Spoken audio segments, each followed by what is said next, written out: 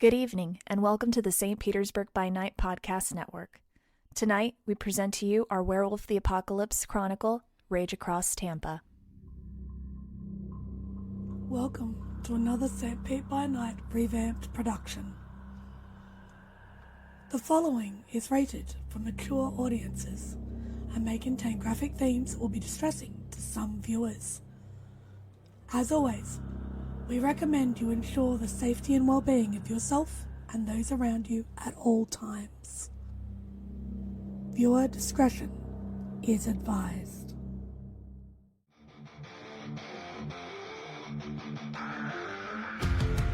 In the heart of night, we rise from shadows, howling at the moon, igniting our battles, cleansing Gaia of an endless fight, until our final days we will fight. Thanks, man, we stand united as one.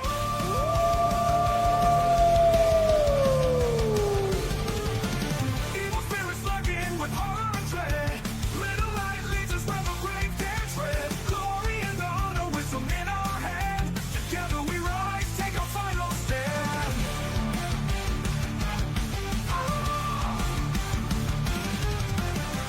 Everywhere we run, the wind is at our back. All the world forces we will track. From the depths of the ocean to the clouds in the sky, vampires tremble as we learn to fight. Rage across Tampa, in this fight we'll stay. Evil spirits lurking with horror and dread. Little light leads us where the grave dare tread. Glory and honor, wisdom in our hand. Together we rise, take our final stand.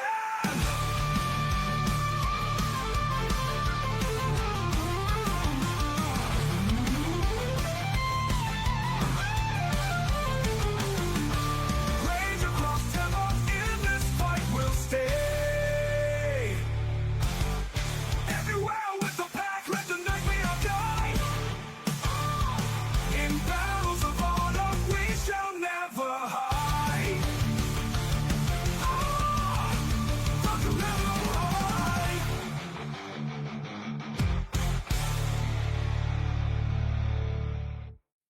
Good evening and welcome to the St. Pete by Night Entertainment Network, where we play St. Petersburg by Night, a massive multiplayer 5th edition World of Darkness chronicle set in the city of St. Petersburg, Florida. My name is Kent, also known as Misha Kent on all social media, and I am the lead storyteller of St. Pete by Night.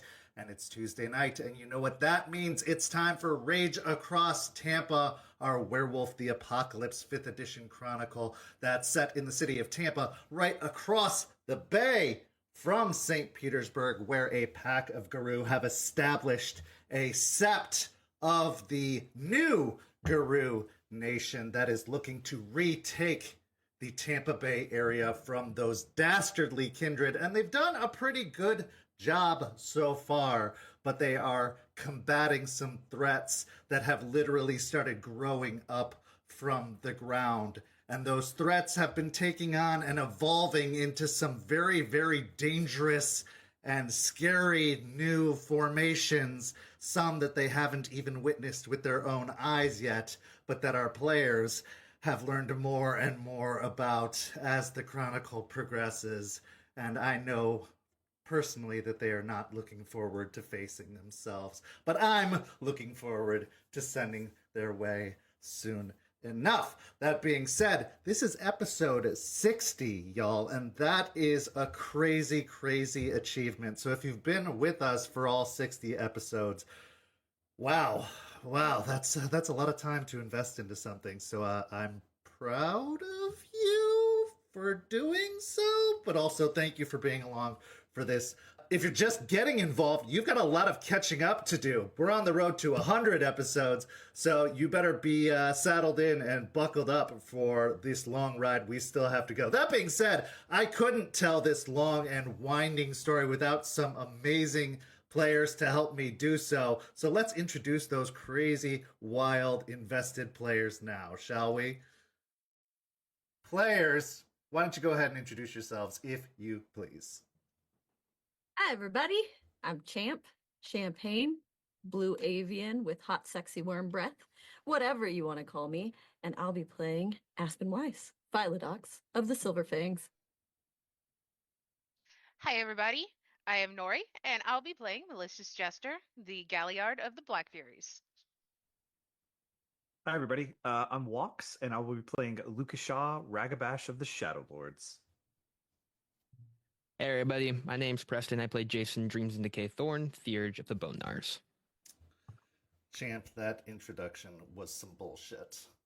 That's all I'm going to say. But anyway, players, as we said, the threats have continued to mount, literally sprouting up from the ground. And in an attempt to gain some information about the condition that is afflicting your very own Jace, Dreams-In-Decay, Thorne, the group split up, going in two different directions to gather said information, going to the hospital to gather some information from a nurse of sorts that seemed to be a little more than meets the eye when Jester and Jace went to meet with a contact of Eliza's by the name of Ivy, who worked at the hospital, but upon further investigation seemed to be more than just a human, but instead was just a spirit inhabiting a human's body.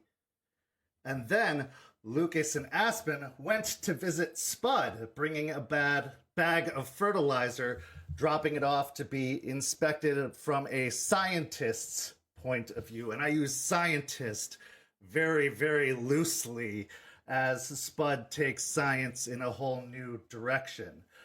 But now the group has come back together, taking different paths, going in different directions, and looking for more information, as our story tonight begins with a phone call, as Jace, after a rather disturbing dream, well, what started was with a good dream, but had some rather interesting messages or interesting notions kind of throughout that dream, added some paranoia to the mix, makes a call home to Olivia, his former packmate, but a packmate forever in his heart, to check in on how things are going back home.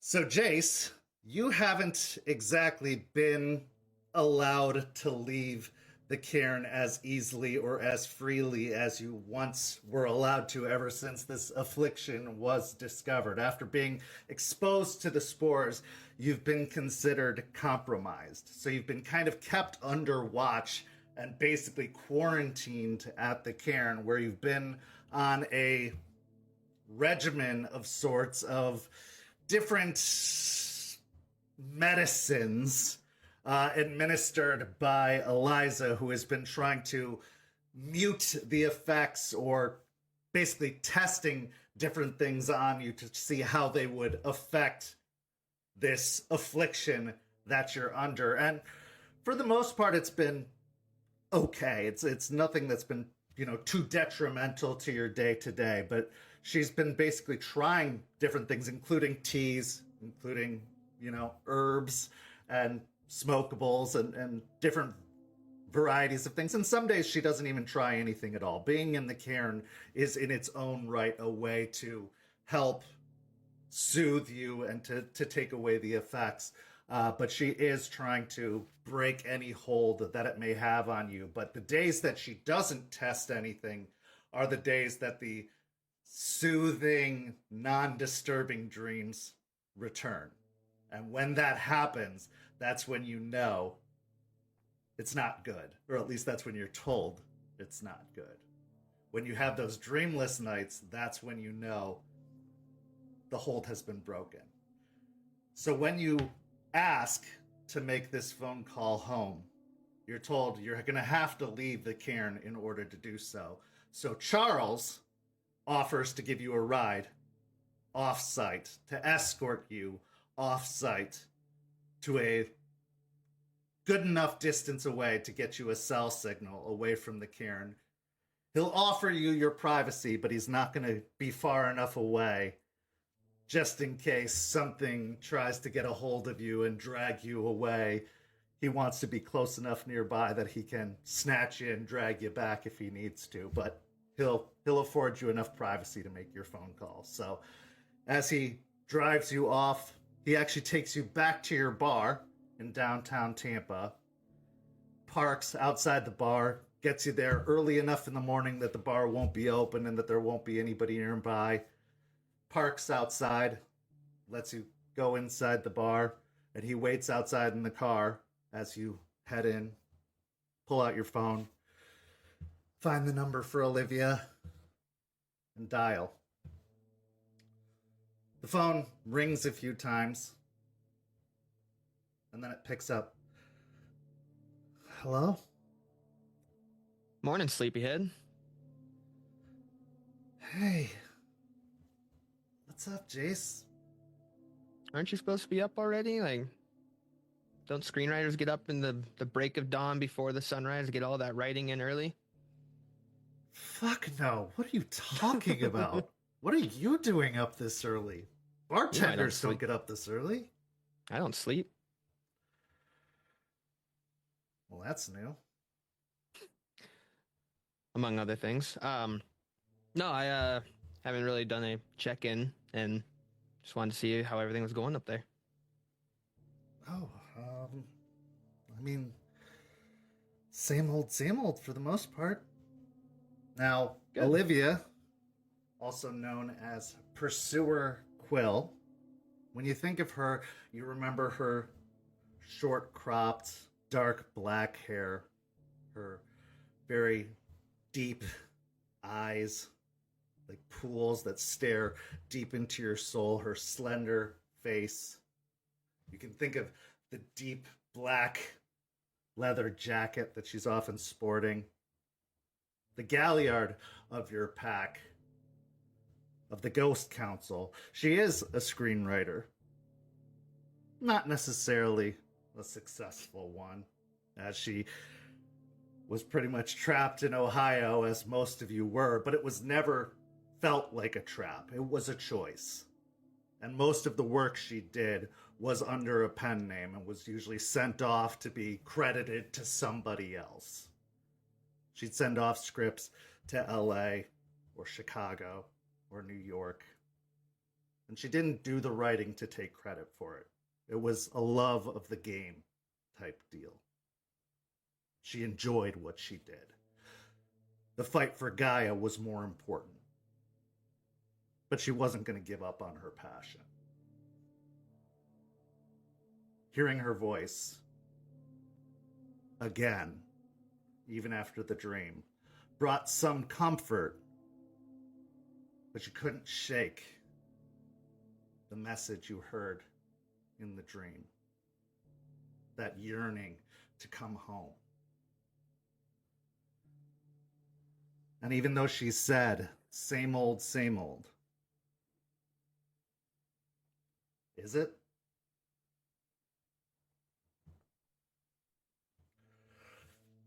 Hey, give me a second. Let me get some coffee started. I want to hear all about how things are going down there. All right. Yeah. You still doing the quad shot? You know me. Mm-hmm. So same old, huh? Just run-of-the-mill stuff? I mean, for the most part, we got word from up north, actually, that they got something brewing up there, and they're looking for some help. That should be interesting. Well, things have been quiet down here. We're thinking about sending somebody up there to check it out and see what they need before we invest too heavily in what's going on up there. But, you know, one nation under Gaia, all that kind of stuff. Yeah, all that kind of stuff. Well, let me regale the Galliard on some stories then. Yeah, tell me all about it. Pack in Florida. I haven't heard anything about that in a dog's age. Yeah, the things that were brought to my attention that I told all of you when I was given this mission, assignment, duty, or a pale image of what it actually is down here. Yeah, the spirits are awry, leeches, kind of stuff. But the amount of things that are hidden and secreted here grow almost with each passing day. When I got here, as you know, I had to remain unseen. I couldn't let the other guru know that I was here. You fucking rats. I was doing as I was told. I know. I wouldn't expect anything less, but always, you can't swing a cat without hitting 6 rats somewhere in the nearby vicinity. Yeah. Strangely enough, there's more rats here than I knew about. Really? Yeah. There's so it's the pack that I was sent down to help here, and then another pack has come in. One of them, I guess, had some issues with the litany on like first day, like coming in meeting people. The first day? First day came in, I think broke like at least 2 that I can recall. It could be more. Yeah. Really making Even the rats you look weren't good. that bad. I also tried not to mouth off to people bigger than me until I knew something about them. Well, I mean, you're not stupid. Who's that stupid? Other rats, apparently. But yeah, so there's that going on. That was the thing that I was not privy to. We have got an issue with fucking Pentex here too. Really? Well, Yeah. I mean, okay. Everybody has an issue with Pentex pretty much everywhere. It's just a matter of if they know it or not. Yeah. Aware of it. Dealing with so dumb. Plants mostly. I'm sorry, what? Yeah. It's Like they're a weird... killing plants? No, making weird ones that What, drugs? No, like it's an actual plant. There's one that looks around. Found it like adhered to a tree. This other one has this bloom that pops out and shoots out this pollen. My dumbass was with the other Galliard, the Galliard here, and I don't know why this thing popped up into the air, and this pollen came out. I don't know why I jumped in and covered them, but I ended up inhaling some of it, and now I'm having to face a few issues because of that. But looking back, not the smart. I didn't really fucking know her at the time, so I don't know why I jumped in. But she's overall fine. Are you sure you just haven't been watching Last of Us? Haven't had a whole lot of time for TV, but I played the game though. Oh, okay.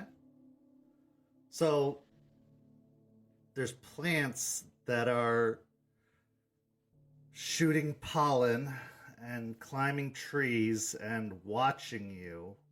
Oh, and there's one that attacks Guru, so there's that too. And one that attacks Guru. Yeah, and these are. You think Pentex is responsible?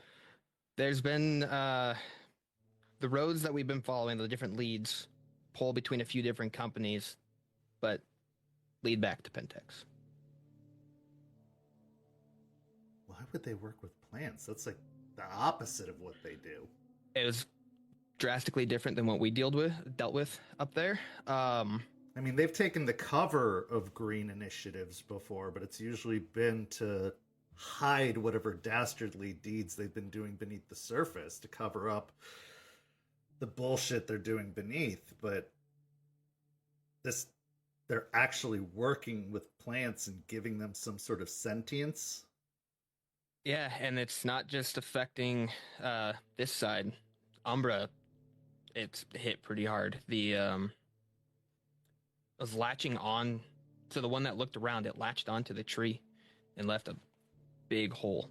Like when it was ripped out, big hole in the Umbra itself. Guy is gonna be fine. It's a little hole to hurt. It looked pretty big. But it's spirits are having issues too. Really? Weaver and Wild, one in a sense.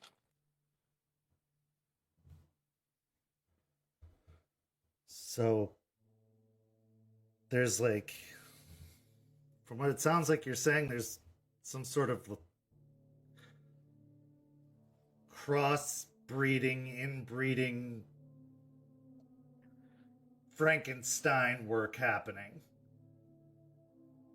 Yeah, I guess that's a good way to put it. And when you pull out the plant, it shrivels up and almost dies instantly. This is way above my pay grade. I mean, I can write about it, but I can't even begin to understand what that's about. Yeah, it's weird witnessing it. I'd say this make a good story, but I feel like this story's already been written 1,000 different ways. Yeah,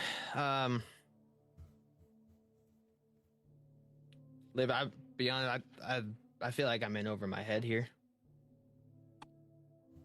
This is exactly why you were brought down there. This is exactly what you were talking about. I mean, Yeah, now it's making sense more than ever why you needed to go. This is your calling. Yeah, but my gift from Gaia is having issues. My Wait, you're having spiritual impotence? Is that what you're telling me? okay, you don't need to phrase it like that, but yeah, in a sense. You need some Gaia Viagra? If they have it, you know what? At this point, the theurge down here, Eliza, she probably has already given it to me. She's had me on so many different kinds of ailments and drugs. Well, what's going on? That pollen that I breathed in, it's not just affecting me like physically. I was getting headaches, and then my vision would blur and it'd kind of go yellow. Eliza is worried and has a theory that it's affected my mind and spirit. My dreams in decay are no longer in decay, they are blissful. And it's beautiful. I was actually getting sleep. I had dreams of creeks and just sitting by them and not having to decipher what this meant or what was coming up next or how long I had or where this was going on. I was sitting in basically a peaceful meadow. Birds chirping, bugs flying around. The most annoying thing were the flies around me. But that's probably because I'm a rat. But I was able to get away from the decay.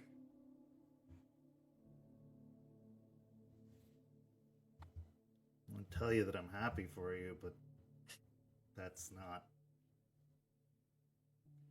I know that's not what you want. That's not what you need. I mean, a break is good, but it's not a break, is it? It's a sign of worse things. Yeah. One of the most recent ones was you were in it. Had a dream about you. Easy, that relaxed, not that kind of dream. Blissful, not that. I'm not sure if I should be insulted or not. Well, it'd be weird. Let's be honest. That'd be really weird. It would be kind of weird. But I got into this meadow again, and then I you were standing there and you were telling me that I needed to come home, that there were issues going on, and that the Sept there needed my help. So hence my phone call. I want to make sure that everything is going okay there. I don't know if this was part of my gift in the sense of letting me know of things upcoming, or if this was part of the pollen messing with my brain further, trying to get me out of here. I think that's something trying to send you away, Jace, because there is nothing wrong here. I mean, besides the usual, we got some leeches from Dayton trying to stir up some trouble, but nothing we can't handle. It's the usual. Like I said, a little bit of Pentex fuckery, but we've got it. Nothing out of the ordinary. As I said, we got some word from up north we're going to go check out, but it's fine. Everything's fine. You're needed there. Clearly, you're needed there. But if you're not doing well, if you think it's too much, you can always come home. But it sounds like you need to see this through. It sounds like they need you more than ever. And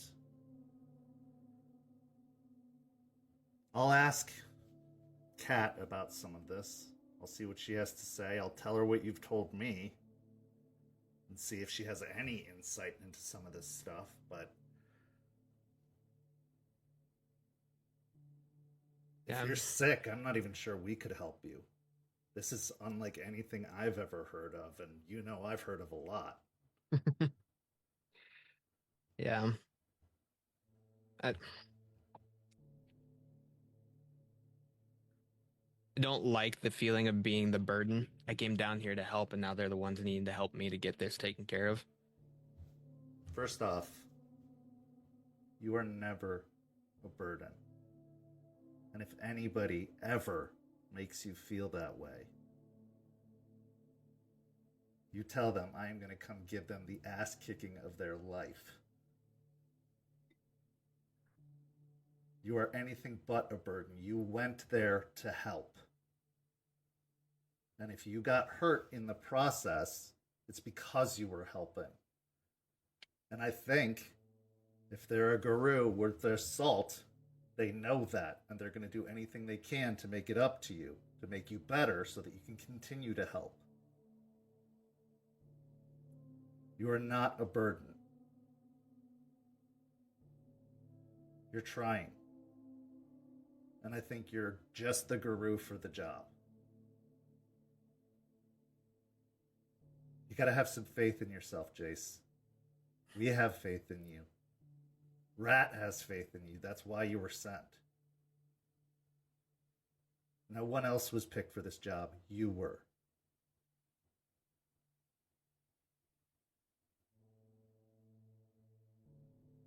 I'll try. You've got this. And when it's done, and when the plants have been dealt with, then you can come home. And we'll be here waiting for you. And everything will be fine. I was asked probably about a couple weeks ago if I was sticking around or not. I told him I don't know. I told him that I was sent here to help. The plants are just one issue. The spirits here they're pissed, and they have every reason to be. With what happened and what's been going on. I don't think my work here is going to be done for a very, very long time. Are you going to go falling in love with the sandy beaches of Florida? Are you going to go falling in love with the humidity? You know how I feel about sand? It's coarse and it gets everywhere. That's it.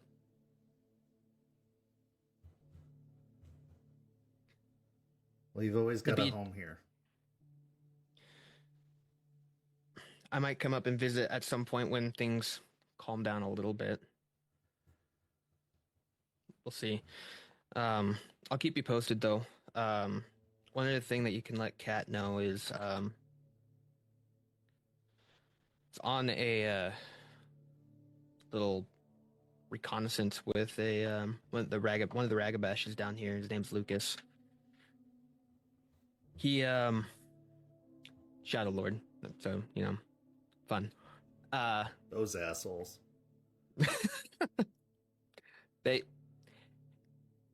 He's definitely an asshole. But he directs it differently.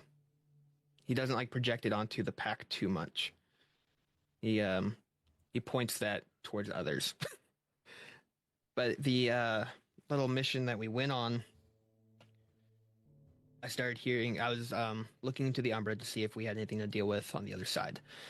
Other than the weird cross spirits, everything seemed relatively normal. Except I was hearing voices, and there weren't any. Like, I didn't see anything. And then Lucas, he was looking around. He didn't hear anything. I got closer to where I thought the voices were coming from. It was this garage to this house. And got there's a lot of fertilizer in there. I don't know much about gardening, but a lot of fertilizer. They kept saying, come with us, come with us. We actually met the person that lived inside the house. Some guy. Odd. Really odd. I gave up a quick little ruse that Lucas and I were there to inspect the garage doors at, late at night. But got into the house, and same type of plant was sitting on their dining room table, along with, I'm assuming, the guy's wife and their kids, staring, almost not blinking, and smiling, big smiles the entire time. But the reason I actually follow this guy is there was this pole, almost like a chain attached to his back to my chest. As soon as he walked in, I wanted to follow. There was nothing I wanted more than to get into that house. So you felt like you were out of control. Or that Yeah. you were compelled. Mm-hmm. And there's a Naroon here. His name's Charles. Dealt with a lot of leeches. I asked him if there's anything like this. He's like, yeah, but there's no leeches in the area. So, Lucas did notice that something was going on with me. He was able to get me pulled out, but trying to leave, that draw was still there. And then we were watched by another guy across the street as we left. And as we got further away, my head was pounding. It wasn't until we reached miles outside that the headache wasn't as severe. And then when we got into the actual bond of the carrion, it ceased. But I'm hearing things, and my vision gets a yellowish aura almost around the outside of my peripherals. And that I've never experienced anything like that. The leeches we dealt with in Columbus never had anything like that. So I don't think it is that. I believe Charles, I don't think it's that. Okay. You hear the sound of a pencil scratching on paper at this point on the other end of the phone. I'll talk to her about it, but this is unusual. Like I said, nothing I've ever heard of accounts for this. I mean, there's a possibility, and I'll tell you based off of what I've read about, what I've heard about, stories I've heard. There's something that the leeches do called the blood bond. And it's when you ingest their blood, and supposedly these don't work on us, but who knows, Uh-huh. Yeah. But you drink their blood,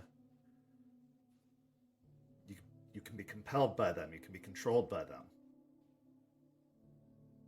Maybe the pollen works like that too. Maybe when you ingested the pollen, you kind of got bonded to them in some fashion to the point that there is some sort of compulsion there or some sort of control there that links you to them. That's the only thing that makes sense at this point. The seeing yellow, the feeling a connection to them in some way, even the hearing voices.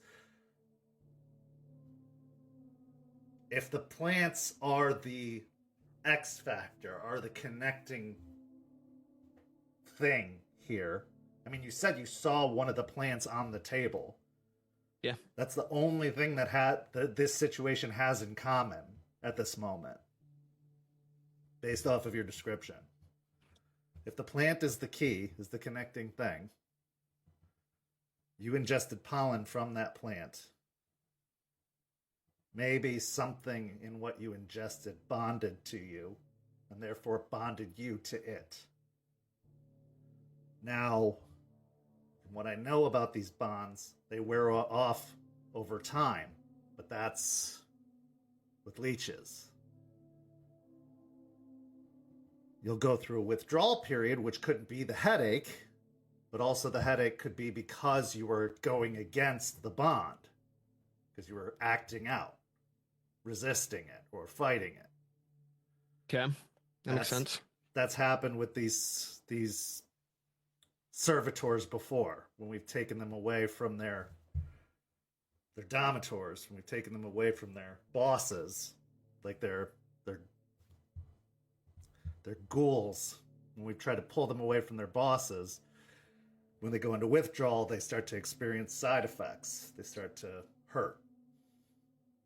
So that could be something that maybe you were experiencing, but it wouldn't have happened as quickly, or shouldn't have happened as quickly as it did to you. I don't know. But the effects sound similar enough to give me reason to believe it's got a similar feel. So maybe that's something worth looking into. Yeah. The hearing voices, that's unusual. Like that's not usually a blood bond thing, but well, thing is, when I'm looking onto the other side, if I hear something, it's usually a spirit off somewhere, and I can eventually find them. That's the thing that boggled me. I was like, well, something's calling to me. I was trying to find it, but it was coming from inside the house, but nothing was inside at that time. And that's the thing that threw me off. So nothing about that this sounds normal at all. Yeah, and new places, new experiences, all the fun things down here in Tampa. Try to write it down. I mean, in a safe way, because I'd love to have the stories of this, or maybe tell your Galliard friend to document all this, because we got stories to exchange at some point, because I want to hear all about it. This is uncharted waters for us. I've never heard any stories like this before, and I'd love to hear about it. But you and Jester would get along great. She reminds me a lot of you. Little spit fuck, doesn't take any shit from anybody. And then you go too far, we'll smack you in the mouth. Good. You need someone to keep you in line down there. I don't need to be smacked. I smacked often. Every now and then. I know you like to get distracted with your bullshit. That's why I have a bar. How's that going, by the way? Split Helm is doing well. Money's flowing in pretty well. I'm mostly having to stay at the carrion these days, so Jester's actually watching the bar for me, and overall it looks pretty good. I don't see anything more broken than it was prior, so... That's just driving you crazy, having to me see nuts. Control like that. I hate it. I absolutely hate it. I text her constantly, making sure everything's fine, and then she ghosts me, so I'm assuming she's busy or just ignoring. One of the two, but... Well, don't drive the poor girl crazy. She's doing you a impossible. solid. She is. It's she's not taking her care of my fault. ant You went farm. huffing plants. There's one plant. Huffing plant. It's such a stupid move, too. I had no reason to do that. Why did you do it? I don't know. I think might have been the conversation prior brought up different familiar feelings, like hanging out with you, her being a Galliard, you being a Galliard. I might have been comparing the two. If it happened to you, I probably would have done it. I had hung out with her like twice, maybe 3 times outside, like one-on-one. So I don't know. You're a good guy. That's why you did it. Yeah, good guys do stupid stuff and get themselves killed, though. You're not gonna die. Not today, hopefully. Although someone else is driving me around, so we'll see. Just be careful. And if she is like me, she's feeling really guilty right now. I would hate it if you did that for me too. She did apologize, and I tried telling her that she didn't need to, and she That's continued. not gonna be enough. She is gonna be beating herself up over this for a while. So just get better soon and make sure it was worth it. Do what I can. But like I said, if when things do calm down, I'll try and make it up there. Or you can come down. Yeah, let me see what this whole Michigan thing is about, and then we'll take care of this leech issue, and then we'll see about making a trip down there. Sounds good. Should probably get back before I'm dragged away by Mr. Silver Fang Suit Boy. So Yeah. Okay, well, stay in touch. Take care of yourself. I'll send everyone up here your love, and I'll see what Kat finds out, and I'll let you know if we've got any insight into this. But you're in uncharted waters, literally and figuratively, and we don't have a whole lot to offer, but we'll see what we can do. Yeah. Thanks, Liv. I appreciate it. I love you. Please be safe. Know that I'm thinking about you. I love you too. I'll talk to you soon, okay? Talk to you soon.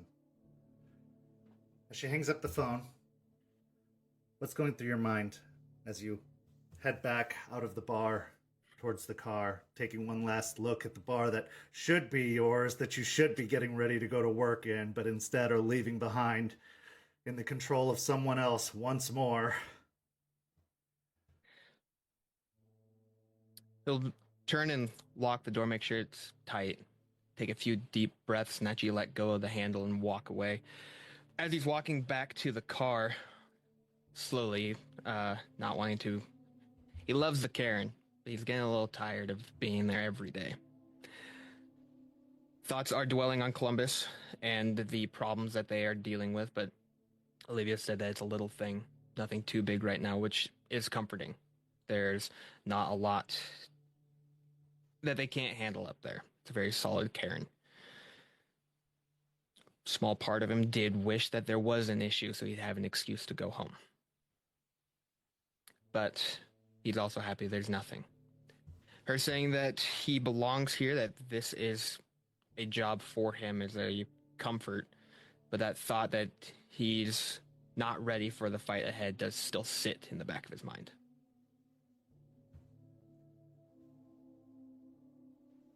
It's a job for you. But are you up for the job? That is a very, very heavy question that must make you worry. Do you have what it takes? You might be the man for the job, but you have to be ready to take on that job. Is it the right time? One way or another, you're going to find out. We transition now to the cairn itself, about the same time in the morning, where we find Jester working with Eliza in the garden. Jester, you've had a lot of your own thoughts going through your mind. Of course, there's the guilt over everything that's been happening with Jace, his affliction, how he wouldn't be sick if he hadn't thrown himself in the way of that pollen to spare you getting hit by it. But there's also all those questions that spawned from that interaction with Ivy Summers at the hospital. A spirit, the connection, the familiarity from Ryder's time.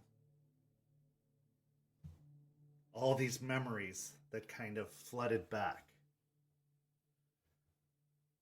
There's a lot of questions, and only one person who really has the answers, or at least some answers.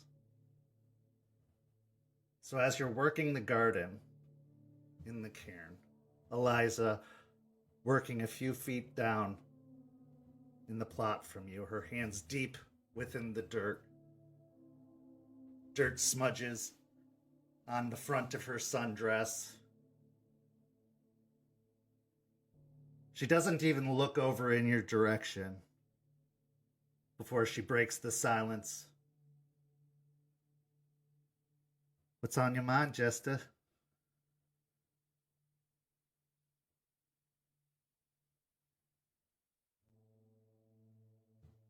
Ivy is interesting. She is.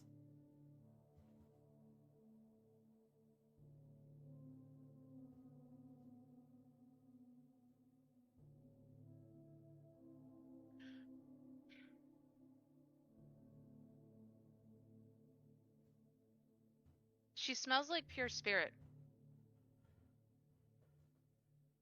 Eliza, how is that possible?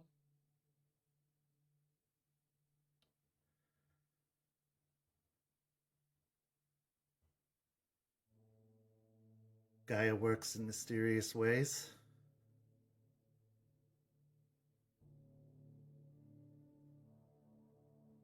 And is she who I think she is?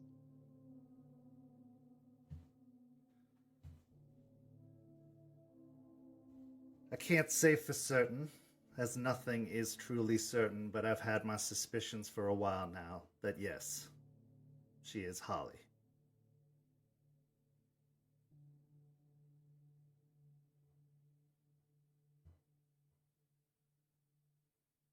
You've been visiting her for almost a year. Yes, I have. And you didn't say anything. What was I going to say? I don't know. Maybe you had suspicions? Especially when Ryder was here haunting me? There's no point in tormenting the dead, Jester. Even if I could tell the spirit of Ryder that Holly was here, Holly would not remember him, nor he be able to be with her. All I would be doing would be torturing two different individuals and potentially subjecting them to harm. They can never be together again. Why? Because that's the deal that was made.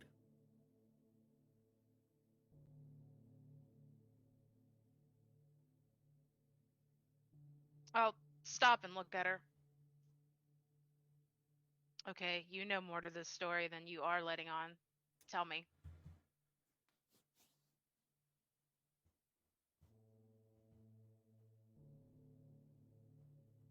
In the last days of the Sept, when the Sept was going to fall,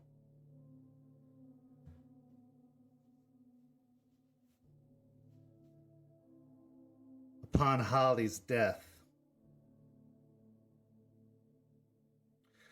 Grandmother Willow came to her in her final moments and told her that she was with child. She had a choice. She could spare her child, but that she would never be able to move on. She would never be able to see Ryder again. She would never be able to pass on to the afterlife. Her spirit would be trapped. But her child would live. Or she could pass on. But her child would die and never see life.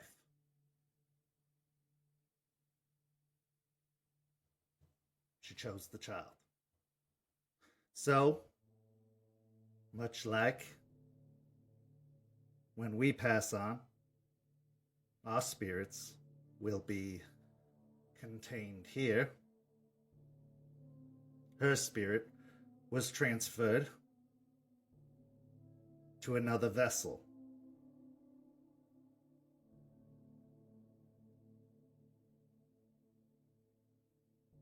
She doesn't remember anything? No.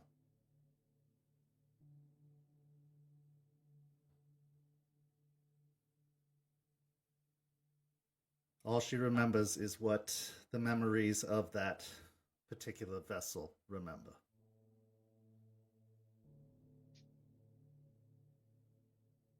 I saw pictures of her son.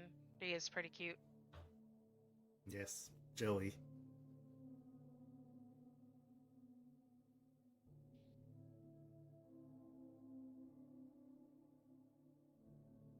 I do know there are impressions of Holly in there. Obviously, you saw them. You wouldn't be asking otherwise if you hadn't. She named her child Joey, which I'm pretty sure is most likely short for Joseph. Yes. She calls him Cricket. Yes. Yeah, I saw some. Also, she felt just really familiar when I first saw her. Yes. That's how I found her also.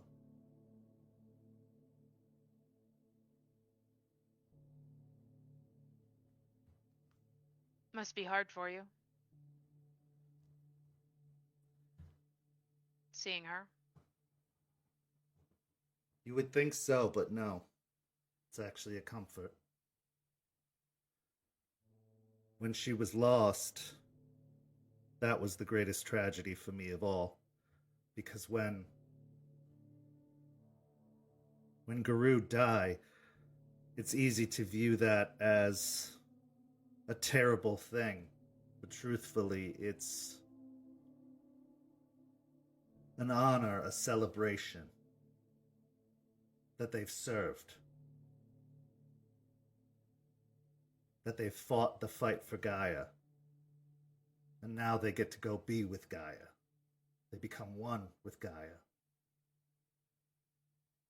They've served their last watch. Their time is done. Their fight is over.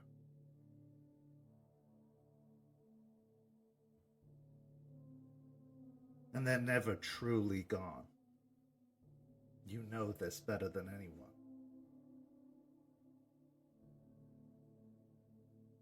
When she was gone, unlike all the others, I couldn't find her. She was just gone.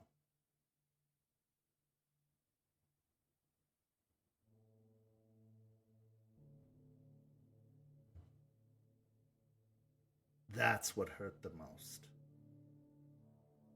I didn't know what happened to her. For 10 years, I didn't know what happened to her.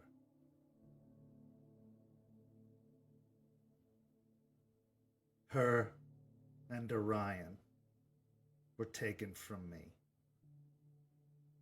and I didn't know what happened to them. Orion went into the Umbra and was lost, and in a way, I could piece together what happened to him. But her, I had no idea. She should have passed on. It wasn't until about a year ago that I was able to find the answers. That I was able to put the story together, that I was able to get all the answers I needed. But to go that long without it, to always wonder.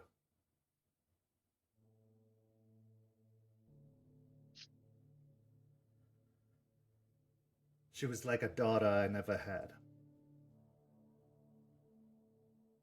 Now I have many daughters.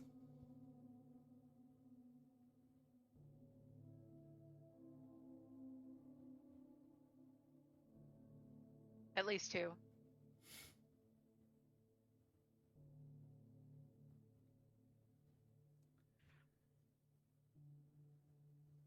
You weren't the only one suffering.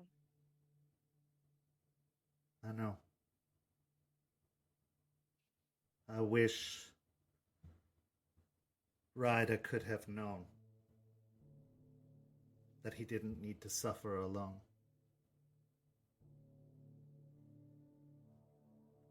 Perhaps if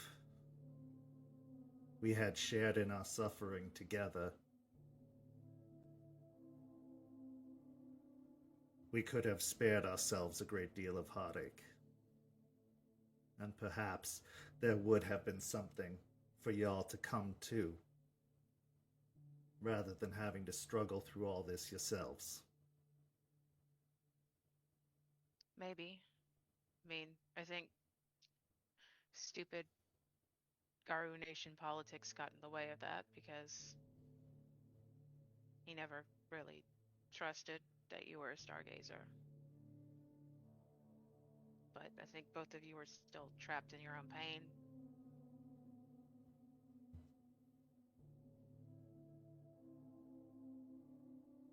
That's true.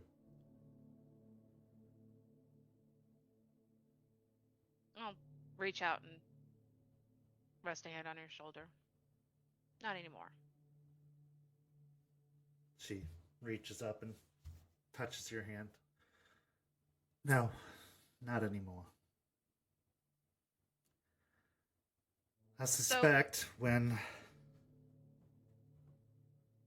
she grows old and passes on, her spirit will join us amongst the trees. And perhaps then she will remember. But I cannot say for sure. Her transference was the work of Grandmother Willow, not the work of the cairn. And that magic, I suppose, worked very differently. Though similarly. Was weird. Do you think it was because the cairn wasn't open then? I believe so, yes. However, with Alara's transference, I believe it will work similarly.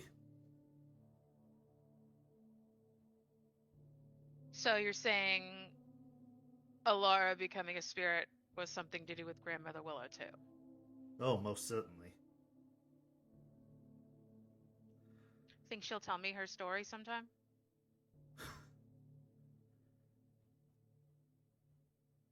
It will be a very short story. You will have to put together a lot of the details yourself. I would not expect a long-winded tale, but if you can bribe her, I'm sure you can get some of the details. Okay. maybe when I do, I'll come back and find out what you know too, and then piece it together. It took me some time to put together that that was Alara.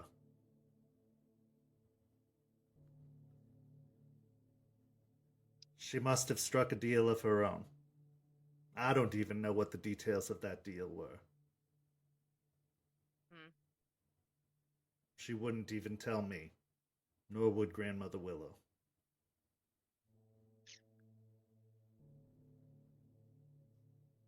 Spirits are weird like that, huh?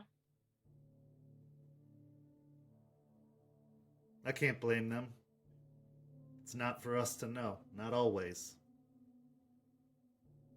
Fair. Speaking of spirits, I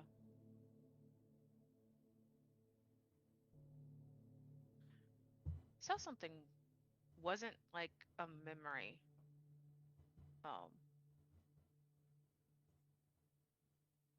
When I walked across Lucas's table when he was still working on it, I got this vision of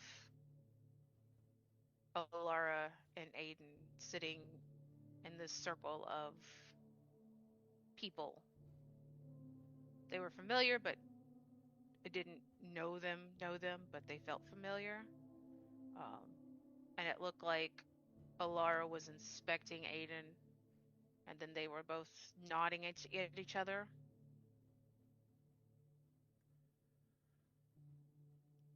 As she listens, Eliza gains a wistful smile as she kind of looks off in the middle distance.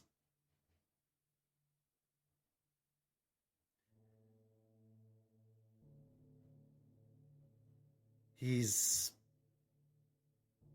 gaining acceptance, crossing over, so to speak. So, those people were the spirits that belong here? Yes. Okay. She is his guide into his new existence. And he is learning what it is to be a spirit. Okay. We'll all go through that eventually. She's had more time to know what it's like, but she also remembers what it's like to be us. She's not that far gone, so she will likely be the bridge from this existence to that existence for all of us. Or perhaps, when it comes our time, Aiden will be that bridge for us. Or perhaps I will be that bridge to you. Since I will likely be joining them before you will.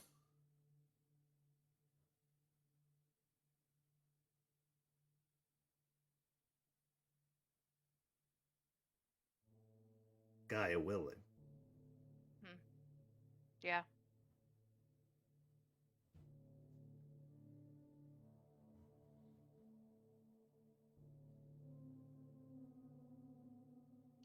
It's good to know he's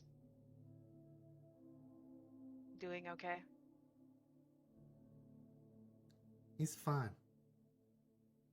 He will be fine. We will all be fine. That's the beauty of this place, Jester. The idea of it is much scarier than the reality of it. We are not alone here. Yes, we sacrificed a great deal in this choice. But we gained a great deal more. We gained knowledge, we gained insight.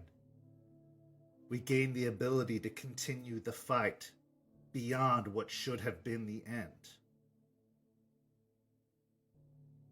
And in a way, we're gaining the ability to see the end, whatever it may be, however long it takes.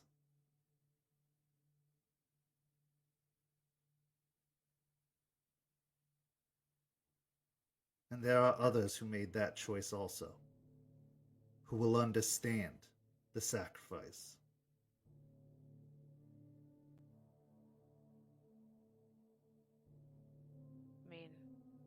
that is kind of why I chose to do it. It was weirdly comforting.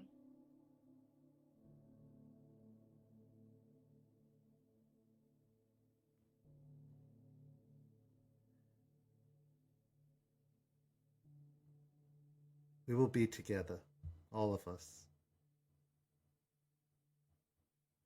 It takes time.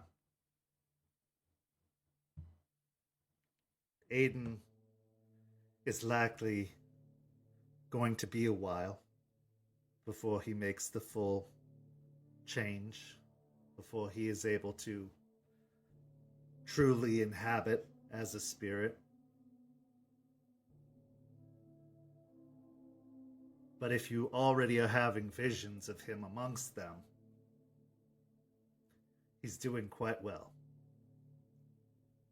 He is shedding the anchors of what it was to be alive, accepting the beyond. It comes to Lupus born a little bit easier than it comes to Hamid born. We get a lot more tied up in our earthly selves.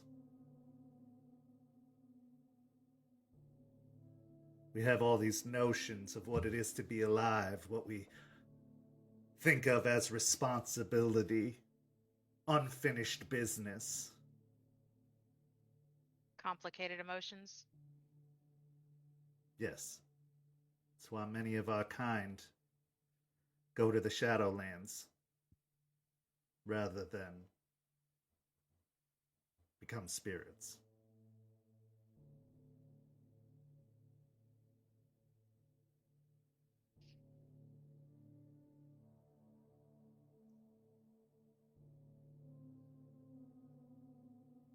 Why did I get the vision from the table? I wasn't even touching. I haven't touched Aiden's tree.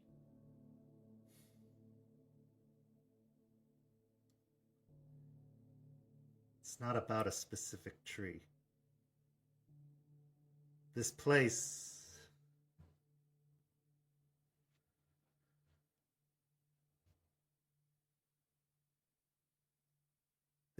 is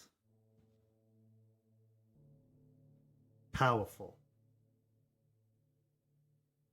Every blade of grass, every grain of dirt, every leaf,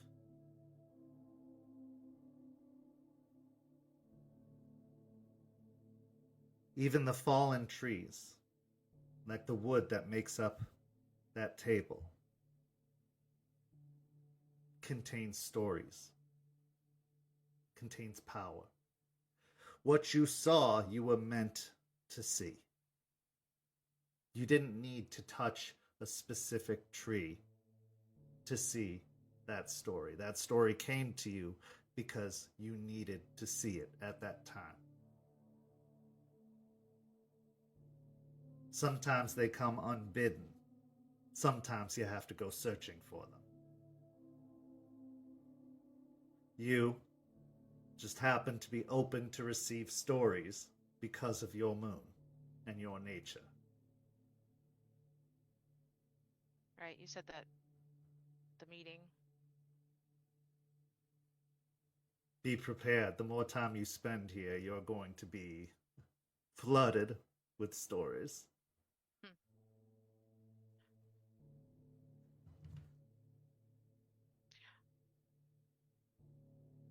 Ask me in a few months, but it's not a bad thing.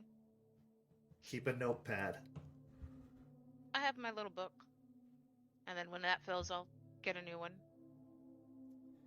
I'd probably keep a few here at the cairn.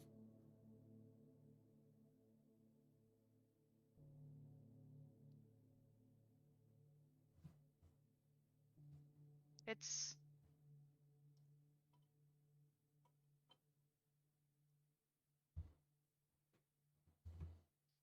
Should we tell Aspen about Ivy or wait until see what happens?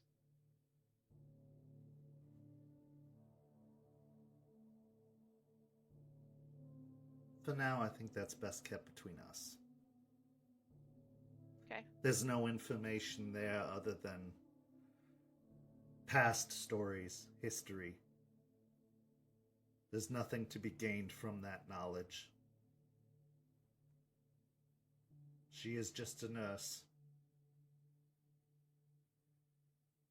She is not a liability. She is an asset, for certain. But I would not wish to have her exposed any more than she is already to what we are, or to the past that she left behind. What if she starts noticing things in Jace's blood work? And I don't mean whatever the spores are doing to him. I'm certain she will. But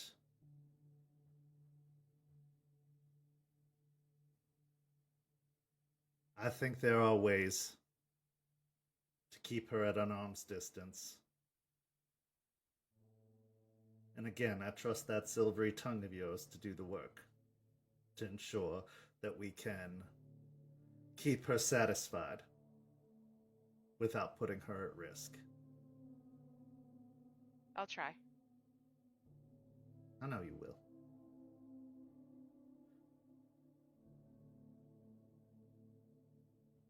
And worst comes to worst, I do have certain abilities that can make her forget.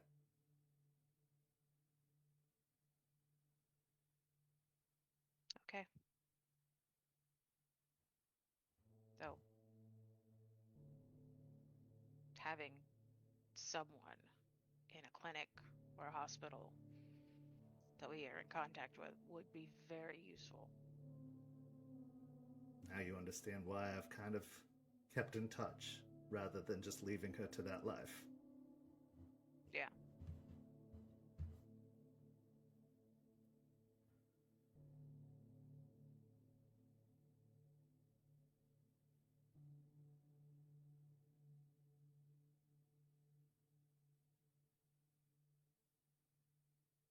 You know, sometimes it still keeps me up at night wondering if we could have done anything for those people in the power plant if we'd had resources.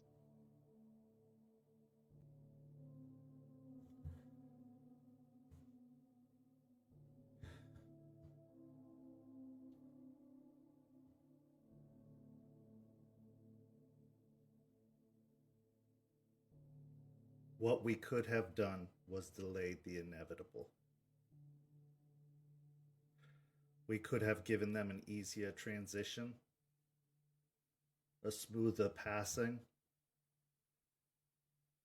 but it would have been a passing nonetheless. It's already too late for them. That's why they were where they were.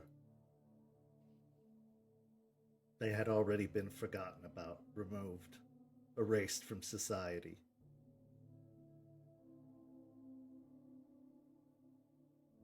They were beyond rehabilitation.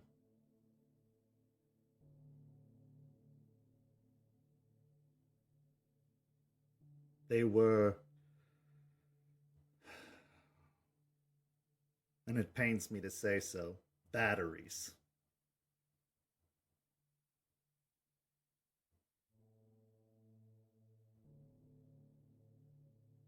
Resources. Much like that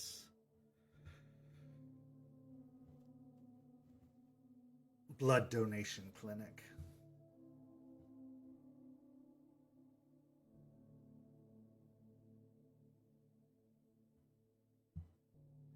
Now, that was a violent way to go, certainly, but I can assure you they did not feel anything. They were beyond feeling.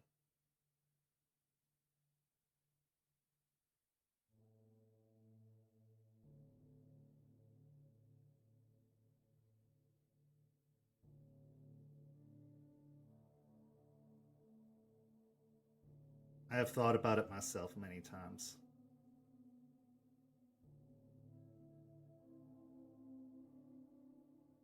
Since I was not in my right mind at the time, I had often wondered, had I been, could I have prevented it? Could I have guided you better? Could I have advised you or prevented Ryder from being so rash or acting so drastically?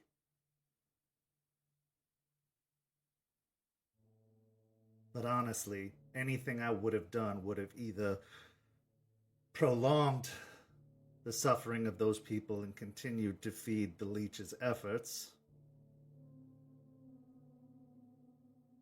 or would have ended up in the same place, one way or another.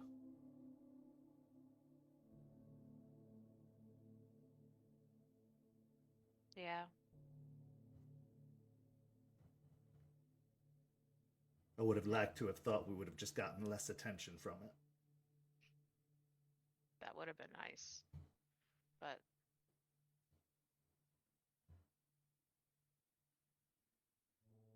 we would have saved like maybe a few lives. Not them, but the people working in the plant that may not have known. That is true.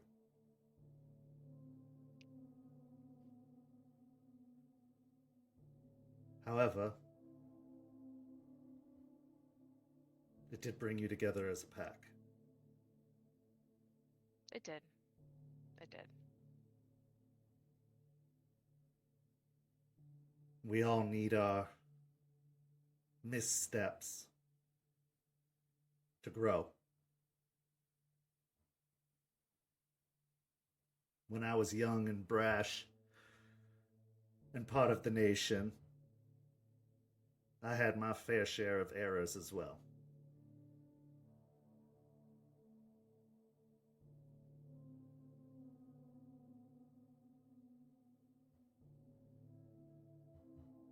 As much as stories are good ways to learn, they're a pale comparison to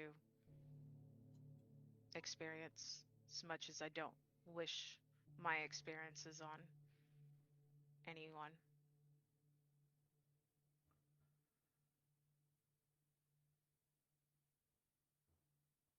We just have to make sure something like that doesn't happen again. And we have to teach this new group of pups to make sure that they don't make the same mistakes. They need a lot of teaching. But we also have to acknowledge that they are going to make mistakes as well. And give them grace when they do so. I know.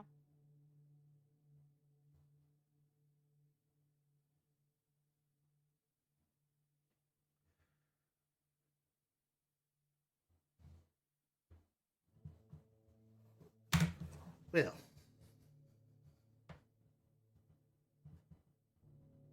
The gardening's not going to garden itself? you read my mind. Let's get back to it. Okay.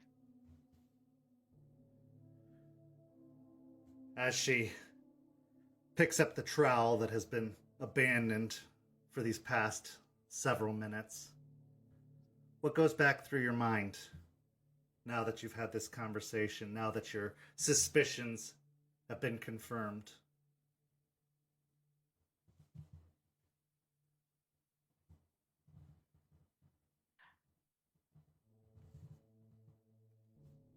A lot of what she said, well, suspicions confirmed on Ivy, but I think she's right that it's best not to push the past onto Ivy. Just let her be who she is and just, I guess, watch from a distance to make sure she stays safe. But at the same time, thinking on the past, it would really be good to have someone in a hospital if we need it for things like Jace, or if we come across another situation like we did.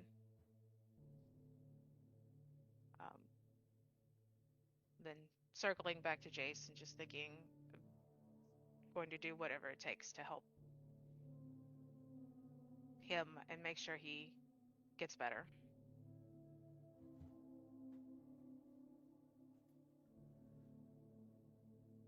We transition now to our final scene of the first half of tonight's story. After a conversation at the last pack meeting, it was decided Bruce needs to know. The bikers have gotten too close, and their suspicions are getting a little too close to the truth. They are an asset, to be sure, and Lucas believes that they do have worth and value to be brought to the fight for Gaia.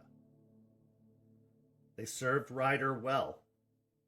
Perhaps they can continue to serve. Bruce has clearly some knowledge. Larry has some suspicions of his own. So a vote was called. And other than Jace, everyone voted yes, that they should know. So Aspen and Lucas head out to the biker club to talk to Bruce. And that's where our scene begins, as the two of you arrive outside of the biker club, a long, rectangular, black painted building, the windows boarded over, also painted black.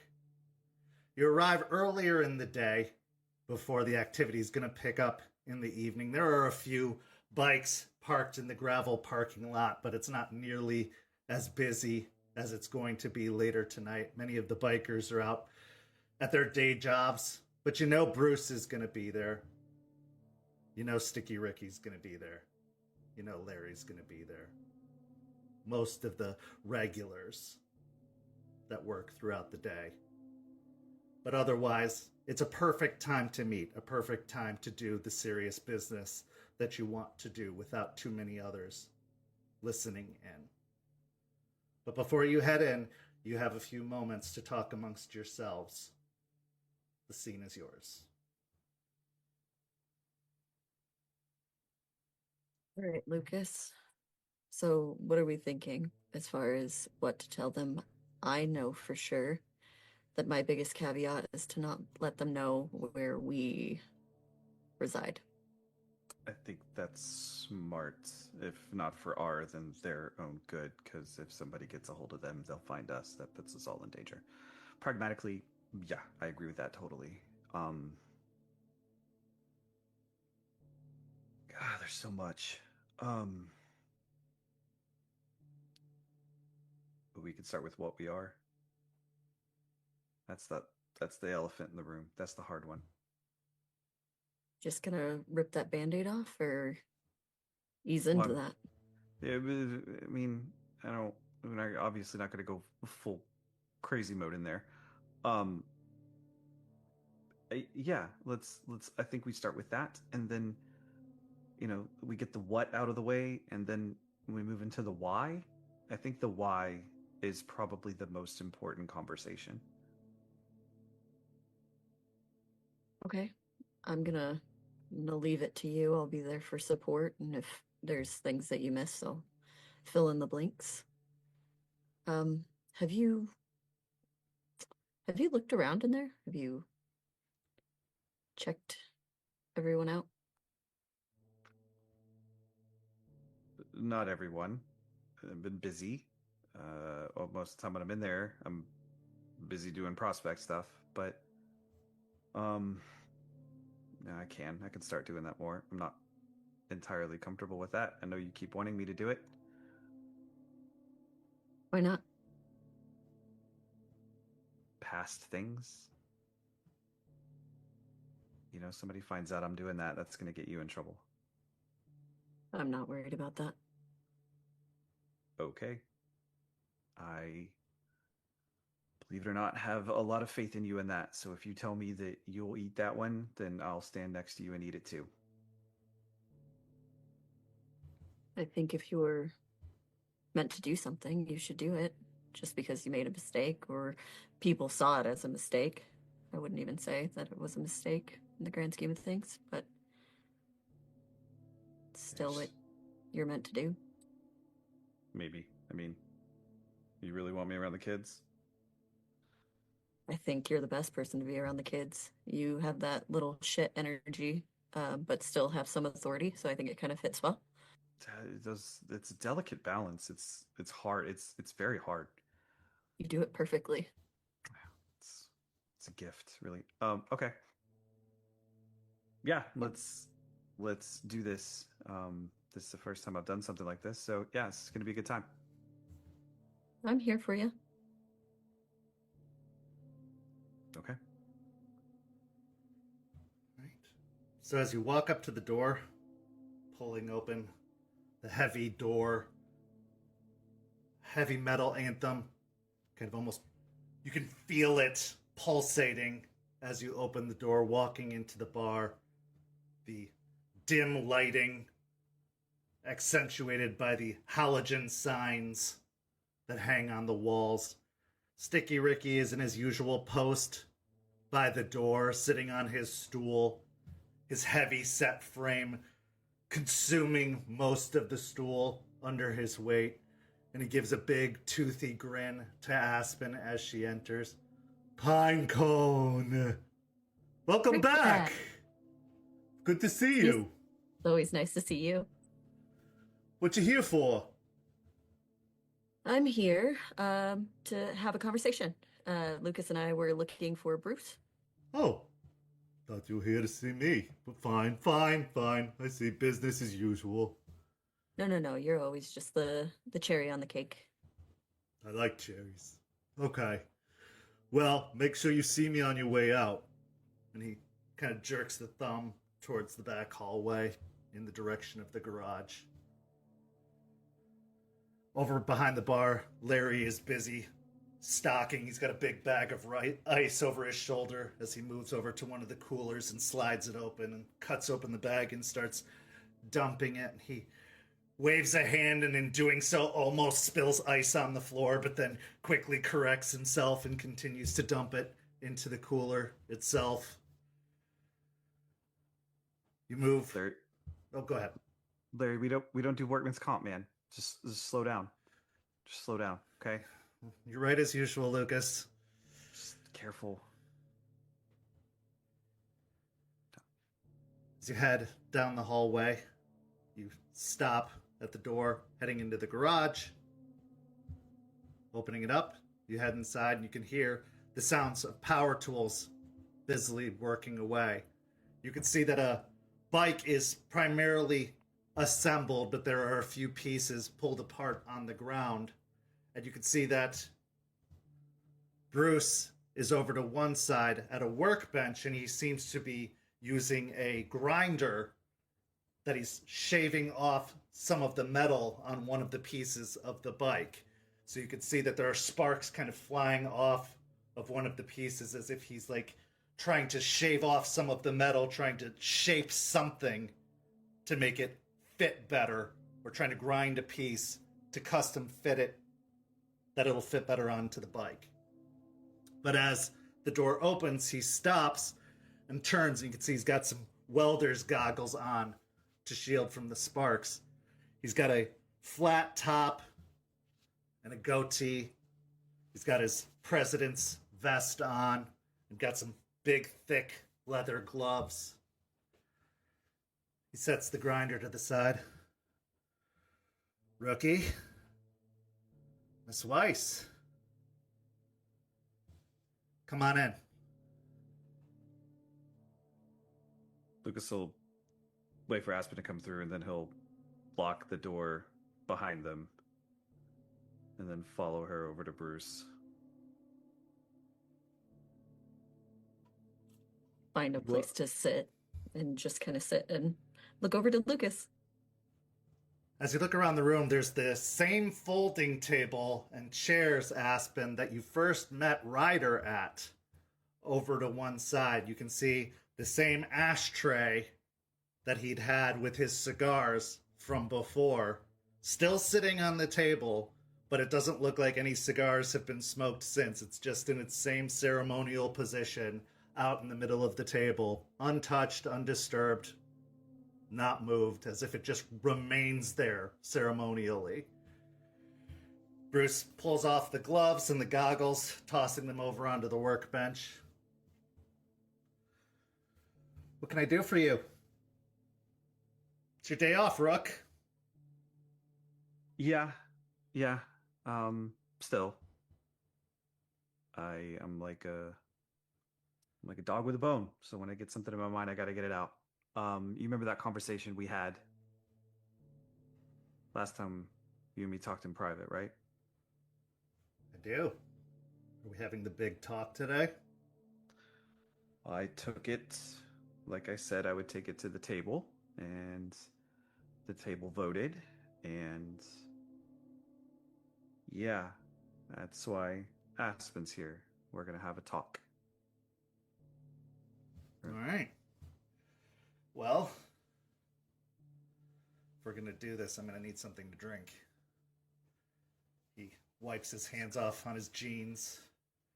He moves over to one of the cages, pulls out some keys, unlocks the chain, pulls open the cage, reaches in, grabs a bottle of Lagavulin and a couple of shot glasses, walks over to the folding table and sets it down, 3 shot glasses and the bottle, unscrews the top, pours out 3 shots and puts them in front of each of you. Ryder used to say, before a mission, we'd have to start with a toast,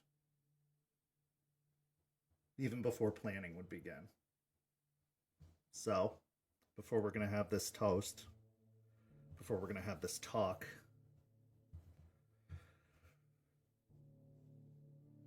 he lifts up the shot glass.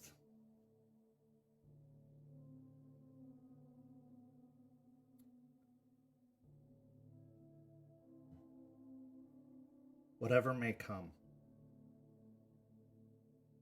we'll face it together. Family comes first. Through hellfire and brimstone.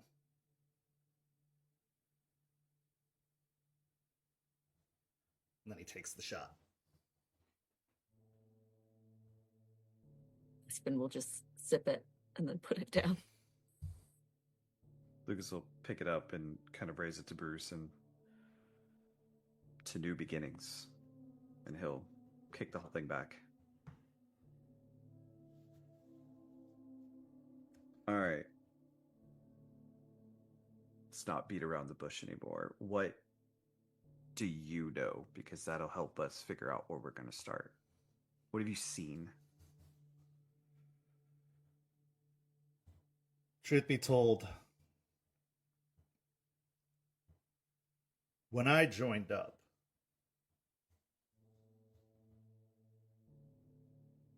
I had just come out of the Corps. Hoorah. And Ryder, he had just come out of something pretty bad. He was in a way. I'll put it that way. He'd lost some people he cared about, but he's a military man, like me. He also served in the Corps. So he didn't talk about it.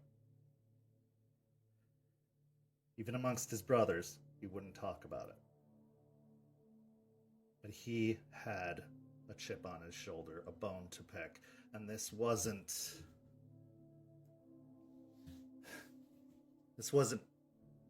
something small. Whatever this was, it was big.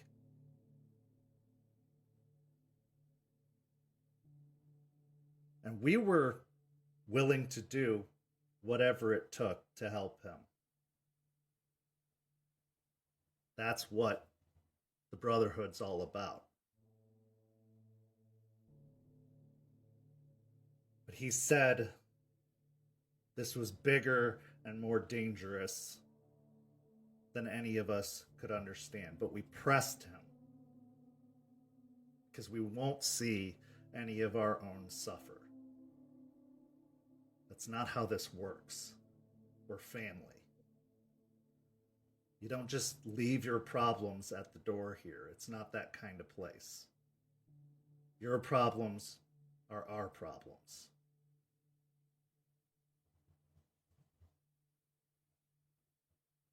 So, we pushed, and eventually he kind of started to tell us a little bit.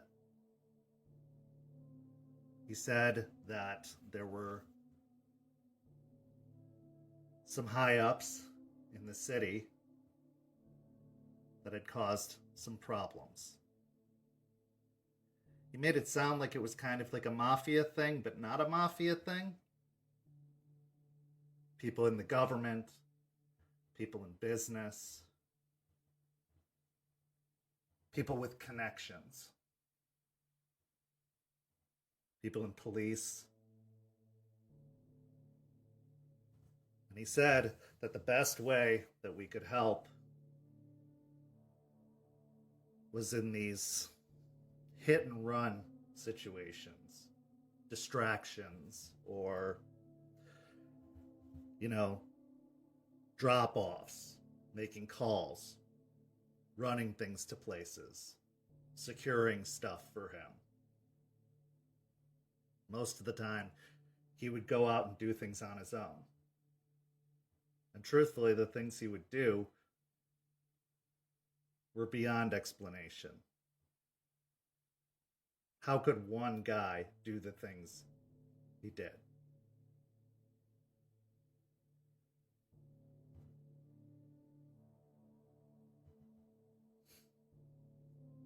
We're not stupid. You see movies, you read books. It's the 21st century. In TV and movies, how they never seem to have heard of zombies or monsters in the world where the zombies or monsters exist. That's not the real world. We know something fucked up's going on. Something is out there that we're not supposed to know about. Now, I know for our own protection, he couldn't tell us everything because he didn't want us to go looking. And with some of the kids here, I can't blame him. They're not all military. They don't have discipline. Shit, if I didn't keep Larry on a tight leash, I'm pretty sure he'd be dead.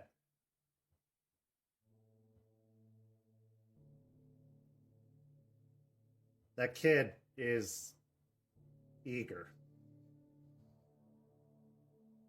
He wants to do good. But the best good he can do is just being patient and learning and listening and growing up, honestly. I'd tell him to enlist, but with the state of things recently, I don't think that's a good idea. I'd rather he was here than dying overseas somewhere to something stupid and pointless.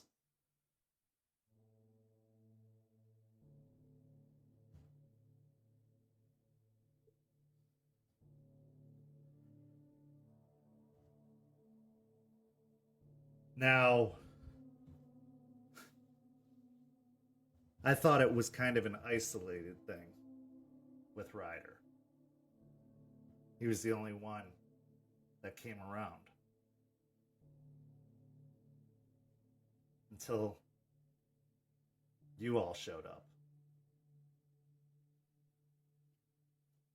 And the energy plant happened.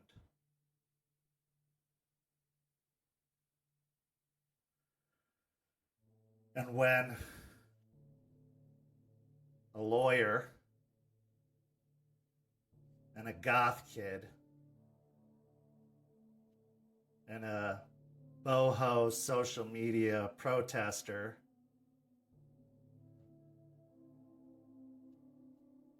and I don't even know what to say about the other guy. Man-child? Good term. Yeah. Yeah, it's pretty good. And then dreadlocks. All walks of life. Bunch of people who don't look like they'd all hang out together under normal circumstances. All show up, have a secret meeting with Ryder, and then all go off on what would be a military operation together.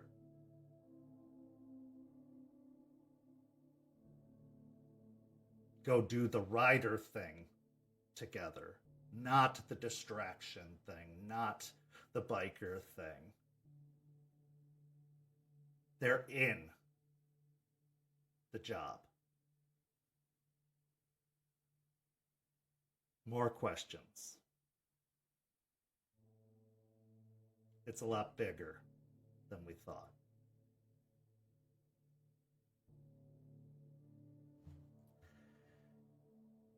But if he trusted, if he believed, if he didn't think that you were a threat, and if he even thought one of you was worth dying for,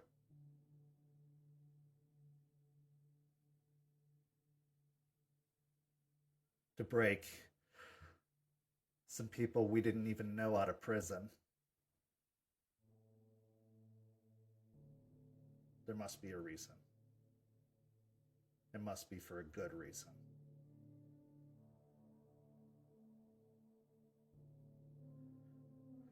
So do I know the exact details? No. But I have guesses.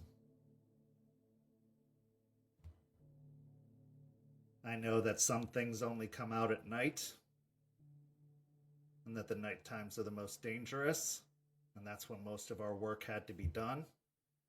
So you can put 2 and 2 together on that one. What only comes out at night? I was around in the early 2000s. There was a pretty popular theme back then.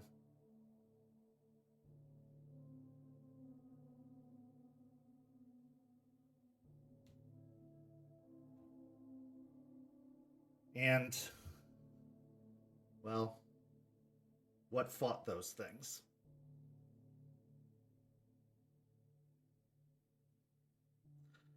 It's not rocket science. But if I could figure it out, what else could? And the only reason we stayed loyal and didn't make a big deal out of it was because it was Ryder. And we loved Ryder, and we trusted Ryder, and we protected Ryder. And by proxy, because he believed in you and trusted you and died for you, we offer you that same loyalty.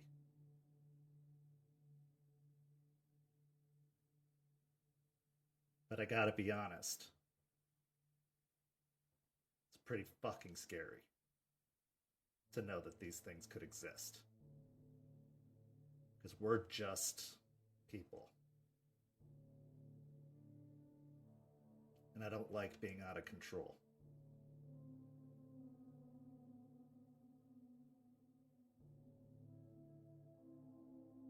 So either you're here to tell me to keep my nose out of it, which I'm going to tell you right now isn't going to happen.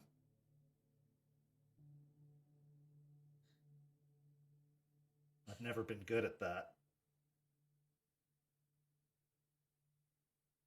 Or You're here to confirm what I've already kind of known. And to kind of pick up where Ryder left off. Which is fine by me and mine.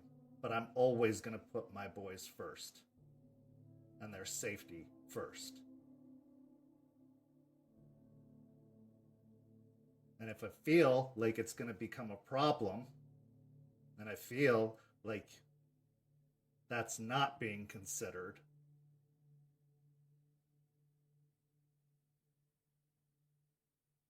or if I feel like they are becoming pawns in a game,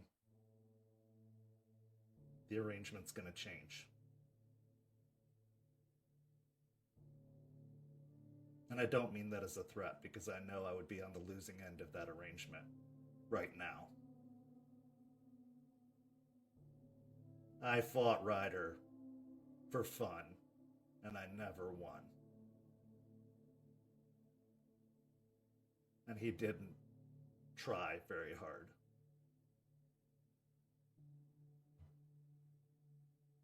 So I know things.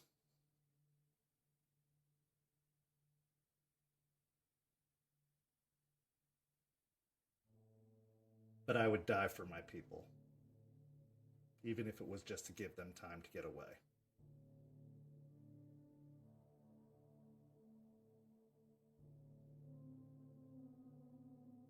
I think a big part of you saying that is a big part of why we're here to have this conversation.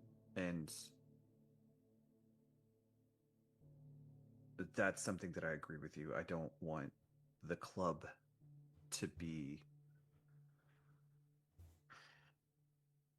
exploited in the situation that we're about to expose you to. So in that, I think it would give the rest of us a little comfort if we made some assurances, right? I don't, under any circumstances, think that you guys are gonna rat out what we're about to tell you. I don't. I've been around the club enough. I've learned enough. I've seen it. We're the people to keep their mouth shut. I feel that. But what we're going to tell you is most of the whole story about what's going on. And we're not going to do what Ryder did, and we're not going to force ourselves to be in charge. I think that I am not alone in this when I say that we very much want you to stay in charge of this club. You held it together after Ryder, and I think that's the hardest test of leadership a person could have. So me patching in and being a prospect doesn't have anything to do with me setting my sights on your position. It doesn't. I believe in what you guys do here, and I want to be a part of it. I want to be that bridge in between what we do and what you do, so that you guys can have as much of the story as is safe to have, but also if you need help, we come running too.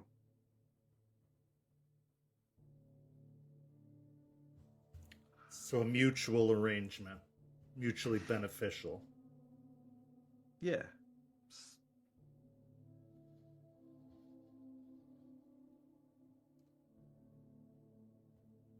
I've been looking towards the future of this family, and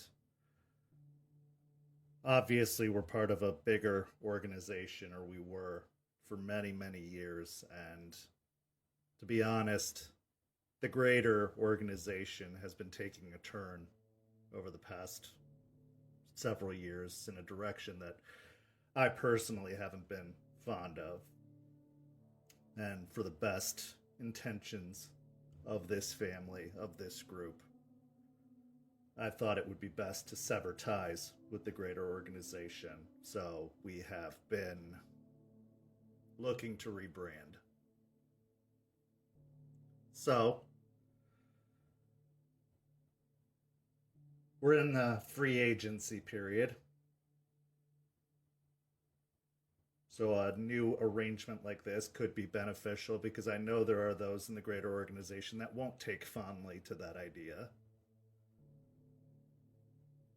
So having a little bit of security would help. At least something to help ensure our safety and ensure that nobody comes to fuck with us. That does make me feel a little bit better. At least from an intimidation standpoint, I wouldn't expect you to do anything violent. We can handle our own business for the most part. Good. But I mean, push comes to shove. You call us, we'll be there. Okay, so he'll look over at Aspen. I guess one of us. Do you want? We're what you would call werewolves. We call ourselves Guru, but what you would call werewolves. Yes, vampires do exist among plentiful of other monstrosities, I guess you could say. And in the grand scheme of things, we're here to tell you what we truly are and what we truly deal with because we want to work with you, not use you to give you the benefit of knowing and for us to work together because, as you said, you care about your family and I care about mine very much. And I think together we can make sure both of our families stay safe.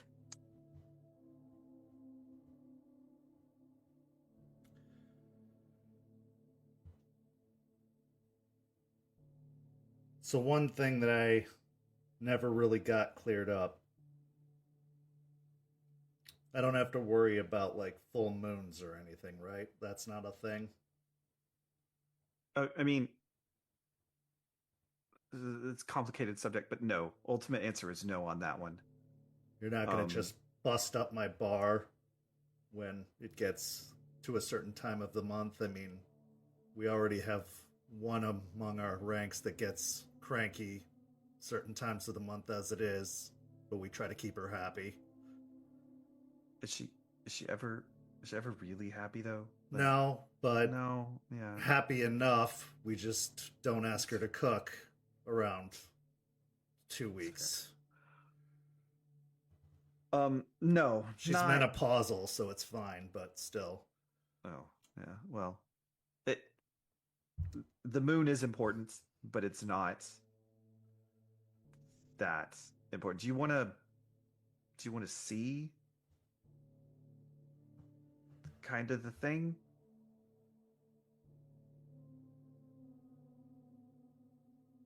I saw Ryder once.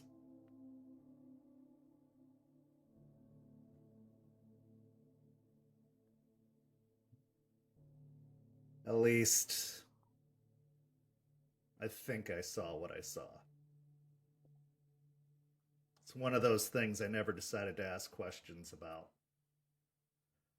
It was one of those, we secured a scene for him. He went in. He told us to leave. I never liked the idea. It was early on. So I tried to follow him in. When I went in after him, I realized that was unnecessary.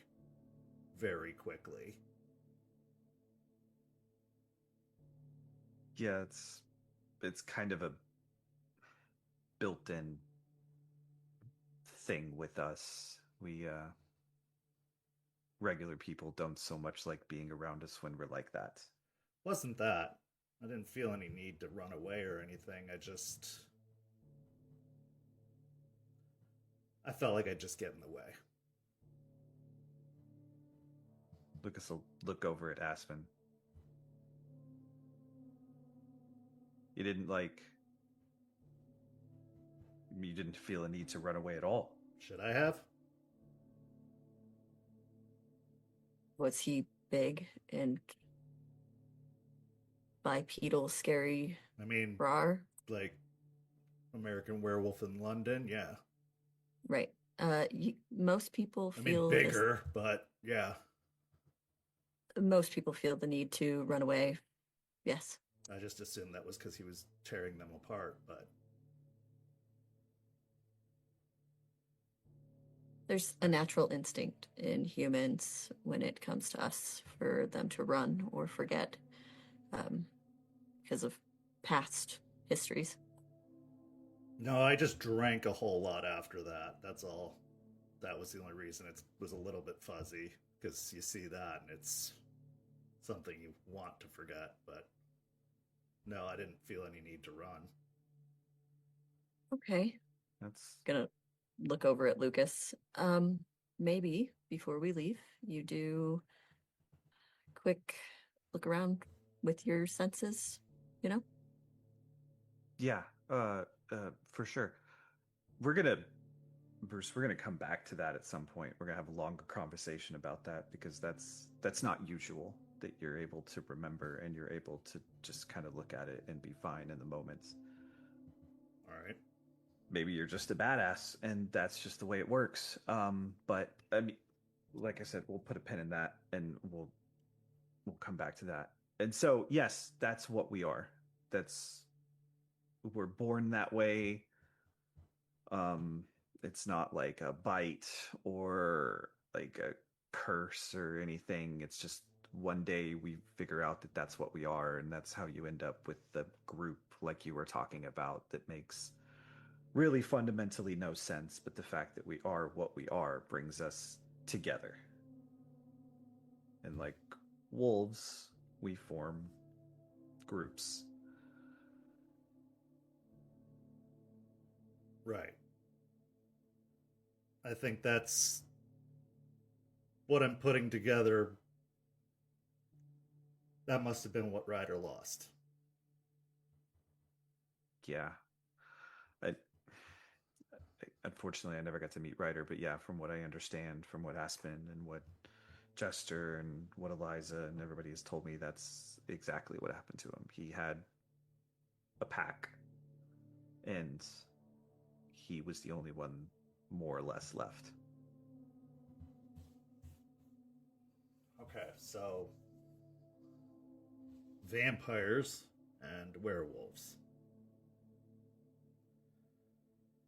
Yep. Well, that explains the violence and everything at night. That makes sense. So why wasn't it an issue before? Why was it as much of an issue till recently? For the last 10 years, Ryder, up until recently, Ryder was the only one here, which meant there were none of us keeping them in check. So they found their power, found their influence, found their way quite easily throughout the disguise of being humans and power and whatnot.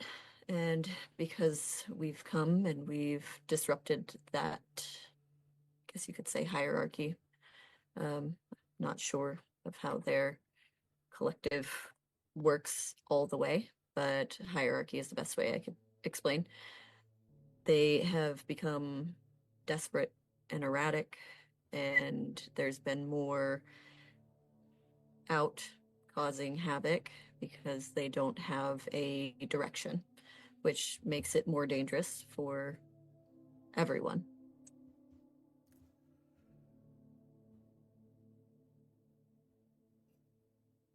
Well, forgive me for asking this, ma'am, but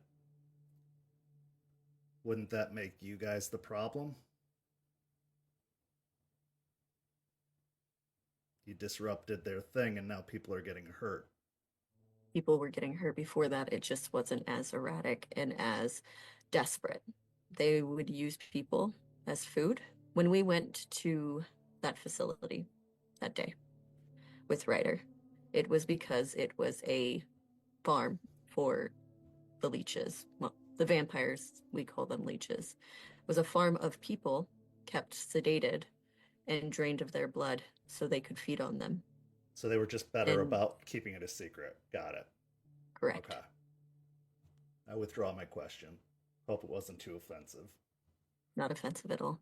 I'm open to questions. I know it's a lot all at once, and we've had some time to learn what we have. So We go through a whole process, much like the prospect for our people, and it's very similar, which is probably why I adapted to this so quickly. Yeah, we teach our people, we train our people, and aside from the leeches, there's a much bigger thing happening worldwide with us. I'm sure you see it. There's shit in the water, there's shit in the sky, there's shit in the woods. It's everything is Like global warming? yeah. The whole of the earth. Remember when we talked about this before, I said that, we were in a war and the stakes were everything. And that's not a joke. The whole world is the stakes in what we fight. We're trying. It sounds weird when you say it out loud, but we're trying to save the world as a collective people. And it's a tough fight. Earth is dying because of an imbalance with buildings and pollution and corruption. Is at the simplest of forms I could say is killing the earth, and not just in a metaphorical way, but in an esoteric way, a physical way, a spiritual way. It is dying, and we're just trying to keep her alive. So are you going to try and take my bikes away? Because I'm going to have a problem with that. I think that your bikes are the least of our problems right now, honestly. Okay. Very small piece of it. It's not. You could switch to electric, but they just don't have the same. It's just feel. not the same. It's not the same. It's not the same. Yeah, I agree. All right. So I can't even begin to unpack the whole saving the world thing. That's I'm a just bigger gonna thing. Yeah. Stick to the small stuff. That's all right. You guys can focus on all that. But okay, why the secrets then? Why is it all so secretive? You're all powerful, and why the secrets? Why is this all such a big secret? Unfortunately, humans tend to run on fear of what they don't understand. I get that. And while we can sit here and answer questions for you, we've seen from centuries and centuries that it's more fire and pitchforks than understanding and questions. There's tens of thousands of regular people to every one of us. So we are outnumbered, even if we are powerful. Why not tell them about the vampires then, at least, and just let the vampires get overrun? It's a great question, and probably something that's been discussed at point, but the vampires, leeches, know just as much about us as we know about them. So if we so it's like them, a tit for tat. They'll tell about us or about you, and okay.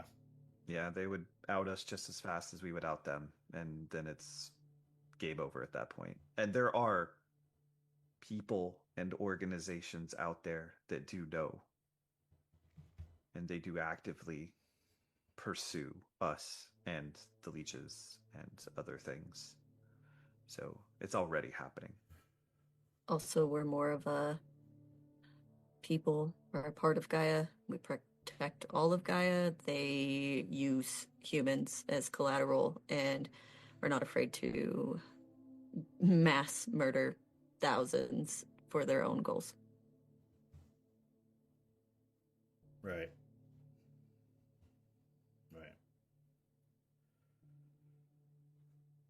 So, Dracula's a thing? There, What's real and what's not real? right. There are some misconceptions and there are some accuracies. Um, Staking is definitely accurate.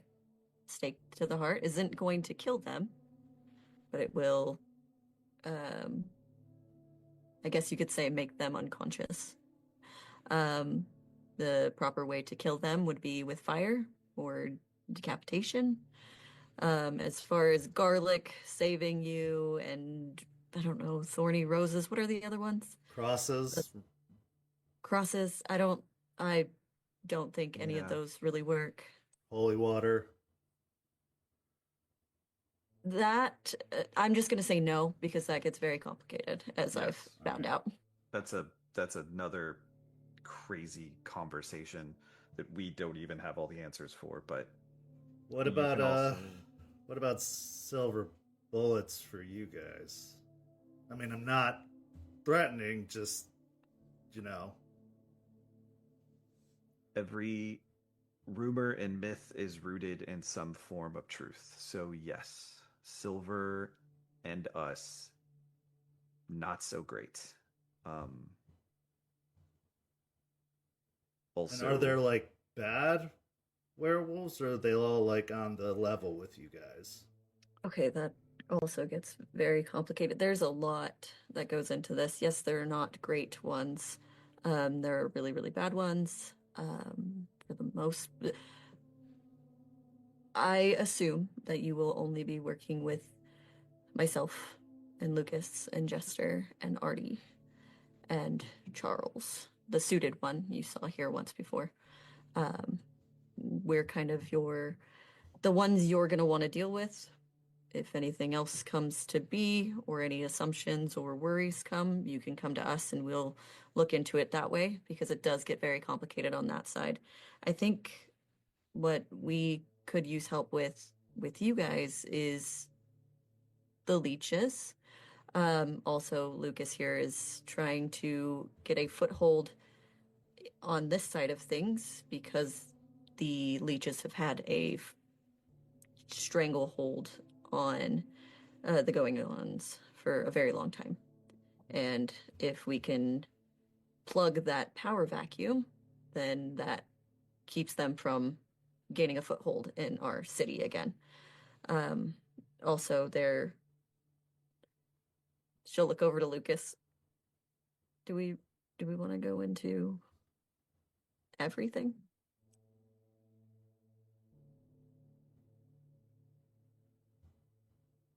uh, we went this far. They're strange plants. Plants with ice.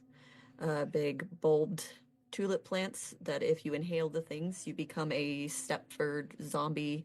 There are basically, if you see a really strange plant, stay away from them. Also, there are. Have you seen The Last of Us? All right. I just got over the werewolf thing. Now you're telling me Last of Us is a thing? I mean, you asked. So you asked us to tell you. I it's a lot, man. It's a lot. Okay. Well, we don't deal in drugs, so I think the plants thing should be fine. Okay. So be on the lookout for weird plants and clickers. We can get you some pictures of what plants to avoid as far as what we know now.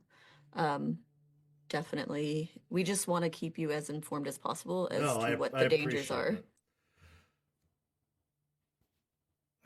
I guess get me a dossier. Just tell me everything I need to know, as much as I need to know. That being said, I think the thing that I want to address next is who knows and who doesn't amongst our people, and I think it needs to be a need to know thing. The more people know, the more chance of liability there is. I am fine having my guys look out for things. I'm fine telling them, hey, if you see something, say something to people, to us, or to you guys. But I don't think they should all know everything. For their own Okay. safety, for your safety. Because I trust my guys, but if they know everything, one, like I said, they get curious. I can control them, but I can only control them so far. I am not going to imprison them. I am not going to... That's not our way. Also, if what you're saying is true, the more they know, the more valuable they are as a target. And I don't want them to be targets. I don't want them to be victims in this more than they could already be. So, other than a few specific people, my officers, it's going to be a need-to-know basis, a dissemination of information. I'll tell them to look out for the plants. I'll tell them to report on specific stuff, mission-by-mission basis. But I think it'd be best that they know only what they need to know as much as they need to know. For now. I agree. I think as long as you can have communication with Lucas and anything that we find out, we can let you know. So you're in the know and you can keep your people safe and have a mutual understanding that way. And if we happen to need help on our side, we can count on you guys to help us out as well, as safely as possible, of course. Of course. We're capable in a lot of ways. Okay. It's a lot. I'm not gonna lie. But I can't say I didn't expect a lot of it. I can't say you didn't just confirm a lot of what I was already thinking. I was hoping a lot of it wasn't true. I'm not gonna lie, but can't say I'm not surprised it was true. Shit. All right. Well, for Ryder, we're here to help. We appreciate it. And before we go, Lucas, do you want to take a look? Oh. Yeah, I'll take a deep breath and do scent the true form. Okay. Make the roll.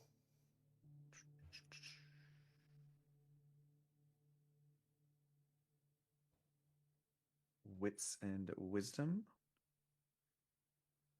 7.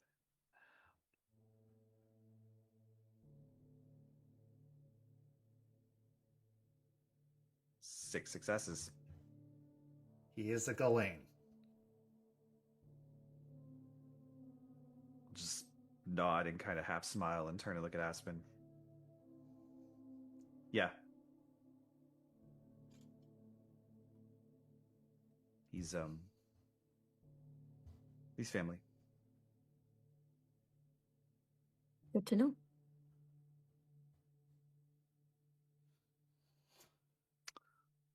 We have a much longer talk later, Bruce. We're gonna have a long talk later.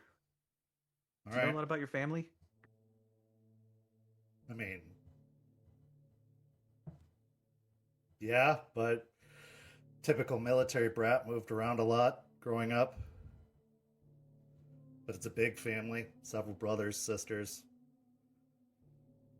Military dad. We're gonna run Took that up the one family down. business.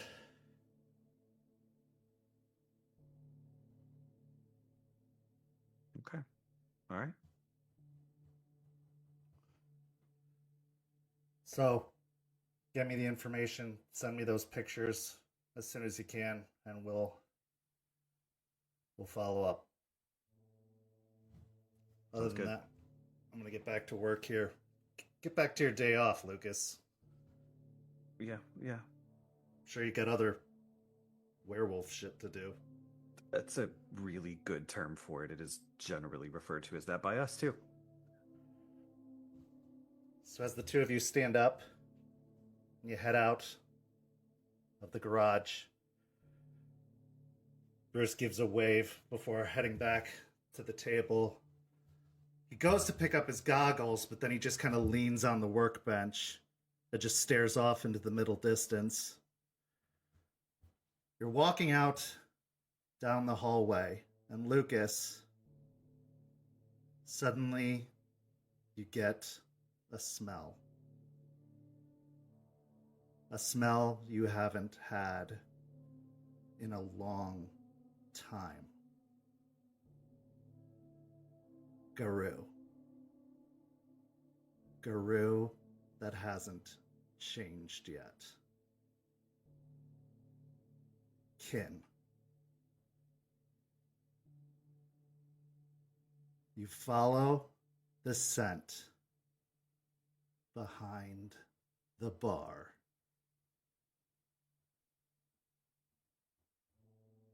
And you look at Larry.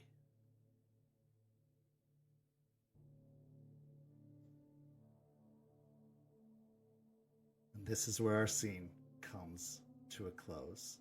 We'll be back in just a few minutes with the second half of tonight's story. See you shortly. St. Petersburg by Night is brought to you through collaborations with our partnered vendors, Chromatic Creations US, Panchi Artista, Ember Fox Dice, Devlin the Bard, Champs Tramps, and Hal and Hop Tea. Links to our partnered vendors, as well as our Twitch and YouTube channels, can be found on our website, stpetebynight.com. You can follow St. Pete by Night on all socials with the hashtag St. Pete by Night. If you wish to support our program, you can do so at ko-fi.com/stpetebynight to help keep the stories rolling. Welcome back.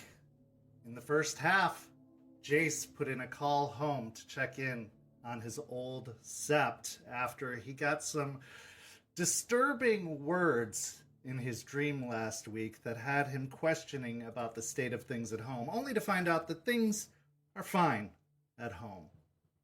Some words from Michigan might have them go scouting, but otherwise, things are fine. Then, Jester talked with Eliza to confirm some suspicions about Ivy and to hopefully assuage some of her guilt about Jace's condition. And then Lucas and Aspen revealed their true nature to Bruce. But they also learned some interesting information about Bruce and Larry. Here, in the second half, we come upon Aspen and Jason as they go seeking the crow spirits that they had sent out to spy on Piney Point. So Aspen and Jace, where are you heading to seek out the crow spirits? Are you returning to the point that you found them originally, or are you going to somewhere new? Aspen would suggest we go to where we saw them originally because it's their territory, it's in their area. So Okay. So returning to the same location, you go to that same ditch off the side of the road where you had found a lot of the roadkill, that same intersection where many of these carrion spirits had been known to congregate. As you arrive at the location, looking around, you don't see the spirits in the immediate vicinity. There are other spirits nearby, but not those specific spirits. But the scene is yours. as Aspen is getting out of the car, she's just gonna similarly start pulling things out of a bag, hand him a bag with a rabbit carcass in it. This time she's gonna hand Jason a jar of peanuts, unsalted peanuts, and then a little coin purse of just coins and little shiny trinkets, and hand him over as she grabs her purse for incense and things like that. More gifts? To entice them, of course. Yeah, no, this is good. Yeah. I don't see them. We've got other things around right now, but I don't see them right now. So might entice pretty heavily this go around. We'll see what we can do. All right.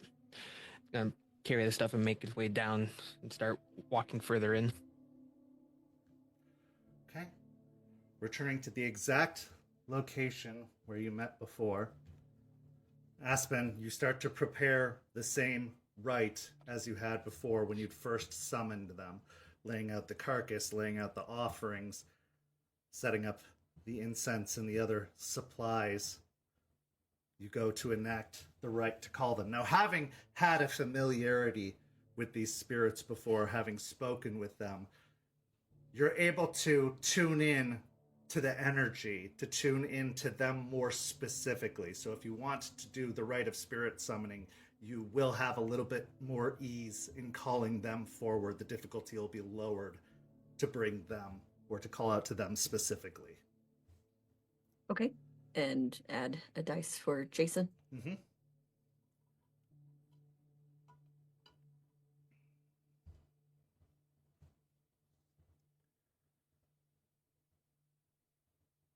Four. Okay. As you call out to the crow spirits, you hear off in the distance the flapping of wings. And up in the sky, you see the three birds come in from above the trees and start to circle. As they do so, they descend lower and lower and lower before three crows once again settle on a tree branch nearby. But their landing, as they do land, isn't as smooth. In fact, it's a little wobbly as they descend and settle on the branch. You can roll me either a wits and investigation or a wits and insight. If I take a little bit more time to look at them, can I do an intelligence and Yeah. investigation? Okay.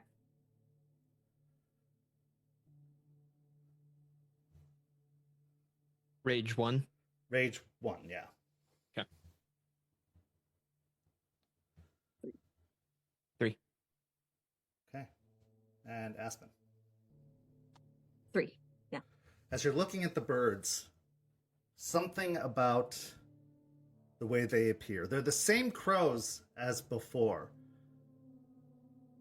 but their eyes are a little hazier.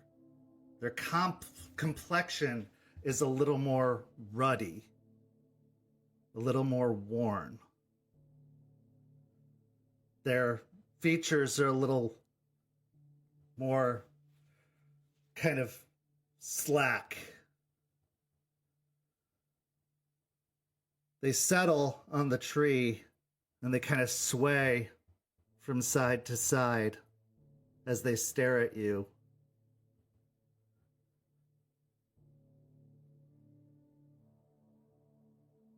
You guys doing okay? You have called. You want information. Yes. Were you able to gather any? Yes. We went forward to that place. High we flew above the trees. Little could we see. Cloudy it was. Yellow fog obscured sight. So we went closer.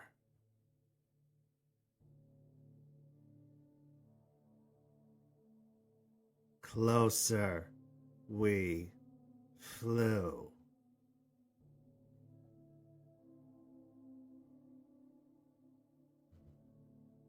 We learned much.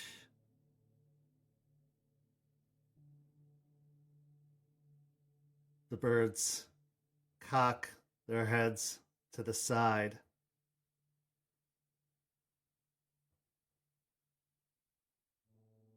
They start clicking their tongues, and as they do, smoke starts to billow out of their beaks.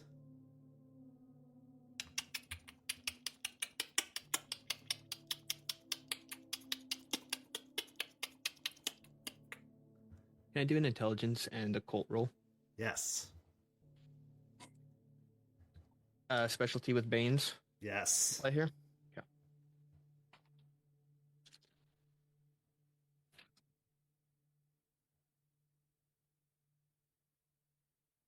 Six with a crit. With the ruddy complexion, the billowing smoke coming from their beaks, you can smell the smell of sulfur in the air coming from the smoke. Yes, these were once carrion spirits. They are now what are known as firmlings. They are Banes, and they are about to spit balefire. Do I have enough time to let Aspen know, or is it happening like right now? You have enough time to move quickly. Wait, to They push are- Aspen. We They're need to go. building up to fire. I'm gonna push her. We need to go now. Yeah, seeing them talk about yellow smoke and all of that, she's already like, "Whoa, that sounds bad." So she's just gonna start running. Once. Roll me a dexterity and athletics, both of you.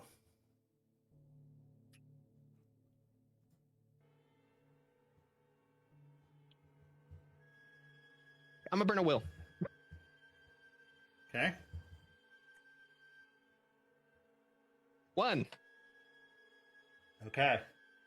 As you both start to run out of the kind of divot in the ground, gouts of greenish fire come shooting out of the three beaks from the tree branch, hitting the grassy ground behind you, igniting the ground. You can feel the heat swell behind you, just starting to sear and burn the back of your clothes. Both of you take an aggravated damage as you feel the green fire just burn and sear up the back of your clothes. You're running, but you can feel the back of you burning. Looking behind us, are they following or pursuing at all? You can see them taking off the branches and starting to fly. And you can hear the clicking as if they're preparing to shoot another gout. How far are we from the car? I would say you probably parked on the edge of the street, so you could make it there and get into the car this round. But with the balefire they're shooting, if they hit the car will likely explode. Okay, good to know. It is very hot. It burns extremely hot, supernaturally hot. It will probably melt the car or explode the gas tank.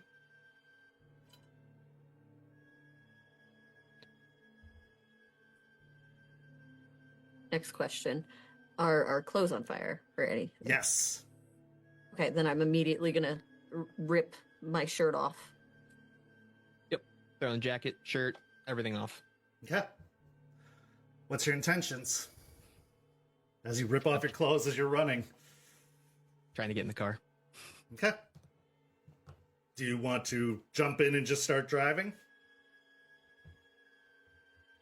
I'm not gonna get in the car. If it's that hot and it can explode my car, I'm not gonna even let Jason get in the car. I'm gonna grab his arm and start running because we're kind of near like a wooded area, right? Because of the dip and the woods. I'm going to grab his arm and start pulling him towards the wooded area. And then I would like to switch to Hispo once we get into the woods enough. Okay. Roll me the shift. The rage for shift. I'll follow her lead. Okay. My rage is good. Okay, so as both of you drop down to all fours, shifting into the dire wolf shape, the fur spreading out amongst your forms, roll me another dexterity and athletics. This time you get the bonus from your form shifting. However, you do get the -2 because you are in shift without rapid shift. But I will say you do have the cover of the trees benefiting you, meaning that they are going to have a higher difficulty.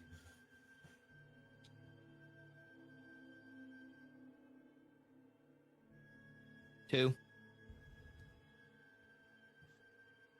Okay. So as more of this greenish fire gouts out towards you, the trees are enough to cover you, Jace, as it hits the tree behind you and starts to engulf the tree. But Aspen, take another aggravated damage as more of this fire hits your back and starts to engulf your fur, burning up the back of your hybrid form, starting to singe the fur. Okay, next round. Declare your intentions as you are now in the forest. How close are they to us?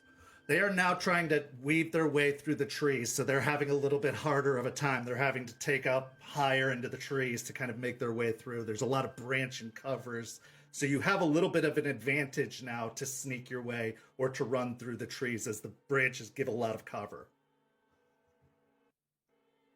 They just kind of got the opening of you guys going into the trees to hit you once more. I'm gonna weave through the trees best I can, but still trying to like follow Aspen. I actually am going to take the chance and just slip into Hispo to be smaller, to be less seen.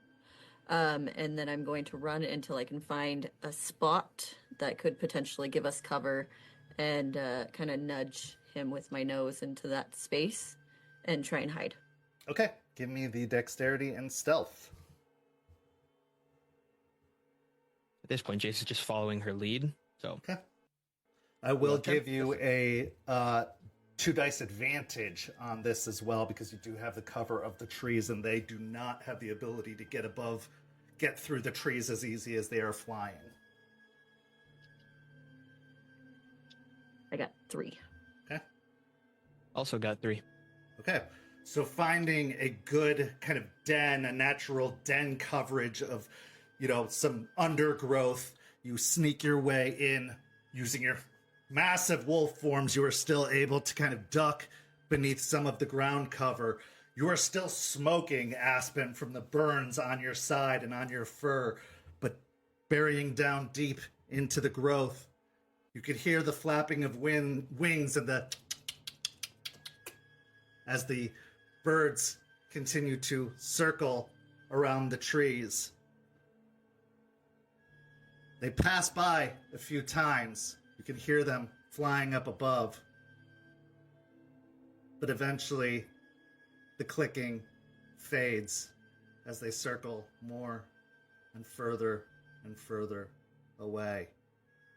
Eventually fading off and disappearing, leaving the two of you alone in the woods. And look around and go back into Hamid. Yeah, if we're certain they're gone, I'll switch back into Hamid as well. Looking over Aspen, I see the burns and stuff on her. Absolutely. They are gnarly burns. Hey, boss, if you want to turn around real quick, I just want to take a look. Sure. Look at the wounds, kind of assess them, and then activate Mother's Touch. I'll burn a willpower to do so. Okay. I I'll believe use Mother's my- Touch requires critical successes to do activated damage healing. think anything over the damage taken. I'll look at it real quick. The subject heals superficial physical damage equal to the number of successes. If the number of the successes exceeds the subject's current rage, a single aggravated damage can be healed in place of a superficial one. Great. So she's at rage 2 currently because of the aggravated damage taken, but if you can get over 2 successes, then yes, she can heal 1 aggravated. So these blistering, almost like greenish black wounds on her back. 5. She heals. Some of them start to kind of close up, and some of the blisters start to smooth out. It's still pretty gnarly looking, but much better at this point. Some of the smoke starts to settle. Sorry if it stings a little bit. It's starting to look a little bit better though. Yeah, no, thanks. Your turn. I'm need to take care of you. You got hit twice. Your turn. All right. He'll turn around. He is also at 2 rage because of the aggravated damage taken. Okay, so I got a crit, so 4. Okay, so you also heal the aggravated. Your wounds completely heal.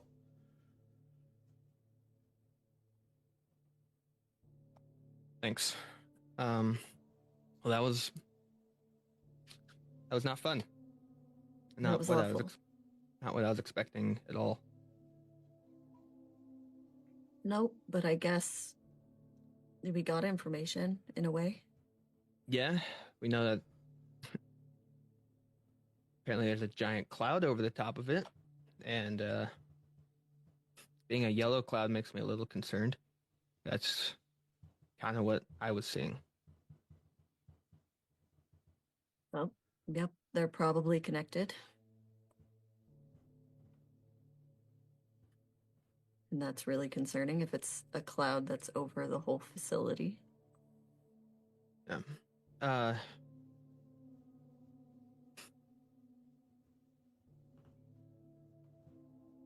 Well, now what do you want to do? You want to try to get a different one? Or I'm worried that if we get another spirit to go over there and they get corrupted in this, it's already a strange relationship we have with spirits, and if we just start throwing them in like fodder to get information for us, I don't think that's going to bode well. No. I think we maybe have to talk to the rest of the pack and see what our next options are. Yeah. Sorry I didn't notice that sooner. Should have noticed as they were coming down.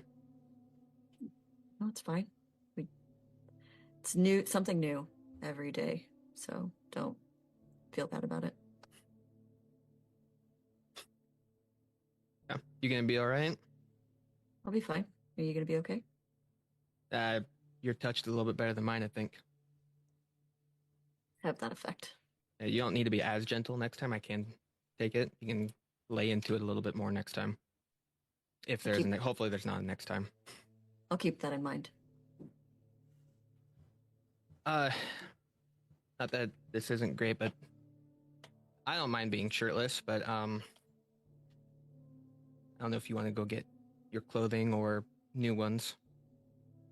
Yeah, I don't know if I'm gonna put my burnt clothes back on, but we probably shouldn't go back to the pack, back to the cairn right now, just in case they're following us around. As your gracious and brave and caring and magnanimous leader, and as your chaperone, of course, why don't we take you to the bar and go get you some clothes and a drink or two? Yeah. Heading back to the car, driving down to the split helm. What's going through your minds after this interaction with the carrion spirits? Well, what was carrion spirits, now Banes, that were sent to Piney Point. Yes, there was some information discovered, but also kind of a tragic outcome for those spirits that were entrusted with this scouting mission. Aspen, we'll start with you. As they're driving, she is thinking about how to even get a leg up with these plants, with Piney Point, with any of it, because every time we think we maybe have a step in the right direction, it seems like something else goes wrong. And navigating how to move through and take care of this problem is becoming farther and farther away as she thinks about it. There is a little bit of her brain that thinks about Lucas and really hopes, he says he's not, but really hopes he doesn't go back there because it could be worse the next time around. Or if anyone goes there, for that matter. Not just him, but it's getting really scary out there, and the control is being lost as the days go by, and it's becoming frustrating in her brain, but she's trying to navigate it while also navigating everything else in her brain, so it's all kind of jumbled in there.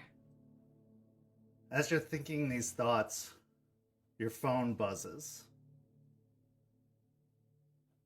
Lifting your phone, you see you got a text message from Artie.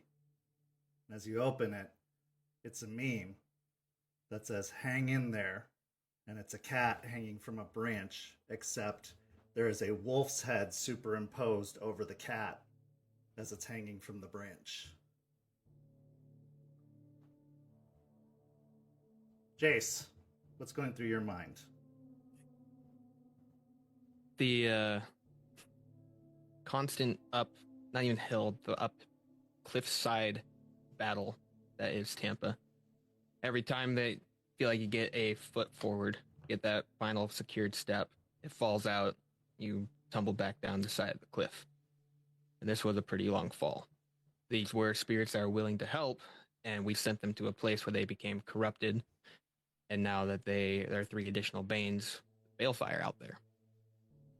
So the concern for the other spirits having to deal with those Banes out there, and any other Gru wandering around that don't know better, could be affected by this.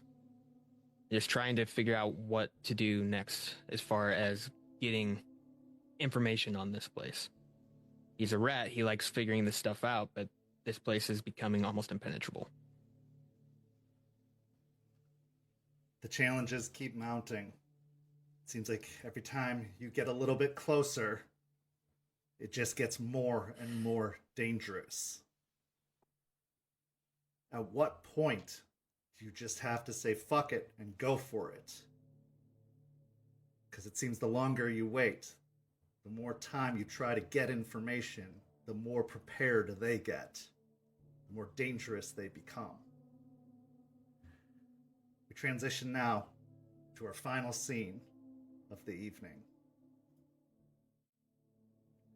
The Botanical Gardens at the University of South Florida. Lucas, you had heard in Stepford Hell that they were handing out seed packets here, saying that they were exotic plants from Spain. Now, you know that's a bunch of bullshit, but you wanted to follow up on this just in case, because you had a very, very special connection by the name of Louise, who works at the Botanical Gardens, and it's been some time since you've been back to visit. You used to volunteer here and help out when you could. In fact, you dropped off some supplies shortly after the hurricane to help in their rebuilding efforts after the disaster had struck. You also know that there had been plants left here before you'd even known what the plants were, and you had taken a sample from it some time ago. Now it seems time to make a return trip to see what exactly could be going on at the Botanical Gardens.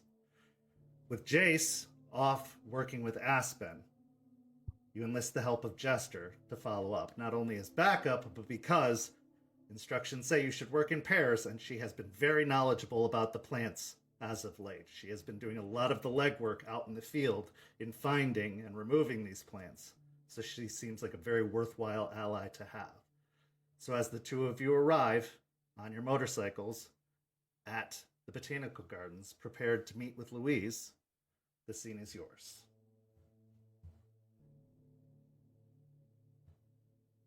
Lucas will get off his motorcycle and put the helmet on the handlebars and look over at Jester. I'll climb off, put the helmet on the seat.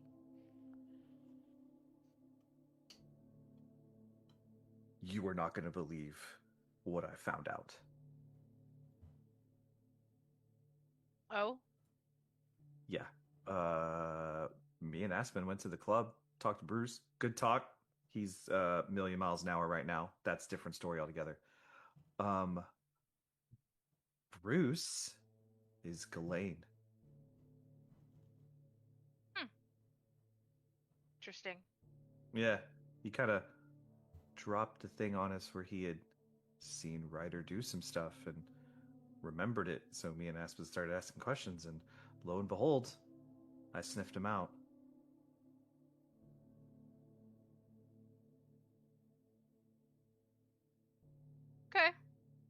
Okay. That's not all of it. Larry's kin.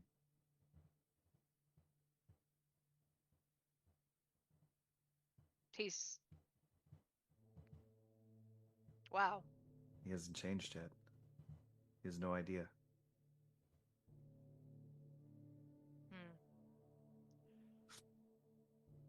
It's been a week. Yeah. It's been a week.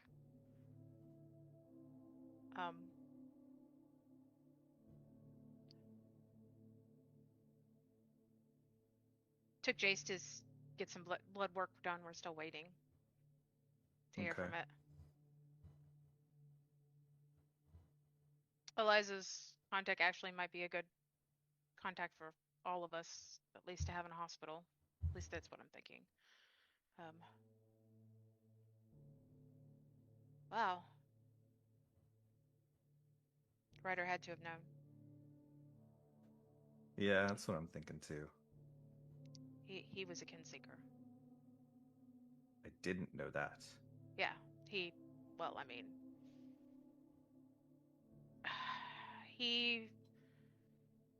kept it to himself for most of the time that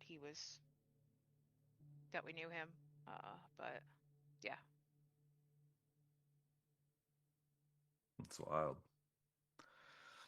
Pretty sure that's how he figured out we were in town when we first met him. And he'd tracked Terrence down separately from us. So, yeah, he definitely knew about Bruce, probably about Larry. Yeah, you're much better judge on that than I am. Wow. So how'd he take it, Bruce? I mean, like I said, he's overwhelmed. I think is a good word. But I think he had like 40-ish% of the story already. We just filled him on not quite 100 because he was looking rough towards the end of that conversation. Which, hey, he still took it well. I mean, it's a lot. It's a lot. Yeah, it's a lot. But he's still willing to work.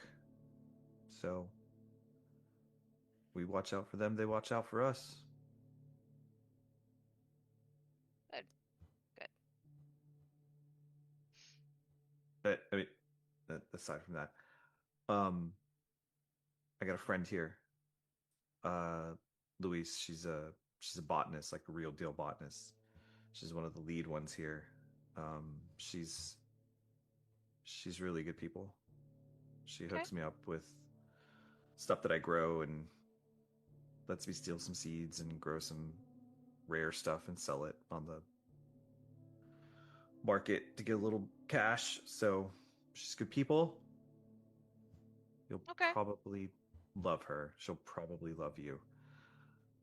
So Sweet. yeah, I'm excited to meet one of your friends. I'm not the best friend, but she is definitely a friend. So she'll probably have some words for me. It's fine. Yeah, I get it sometimes too. So, as you go in to the facility itself, you start looking around for Louise. You find another volunteer, and they point you in the direction of Louise. She's out in the gardens, tending to some of the plants near the back.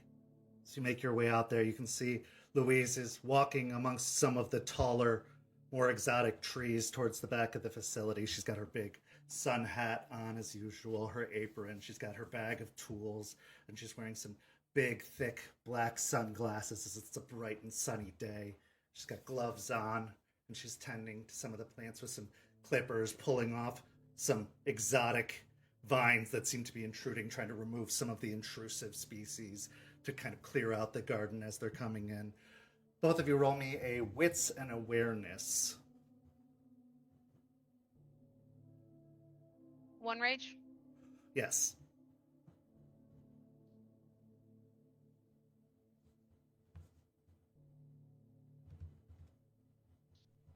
4 successes. 4 successes also. Looking around the gardens at the moment, there aren't any signs of any of the plants, any of the exotic, bad, icky plants in the nearby facility that you can tell. So everything seems so far on the up and up as you're walking around. But as you approach, she's facing away, working on one of the trees, just kind of clearing out some of the detritus of fallen leaves.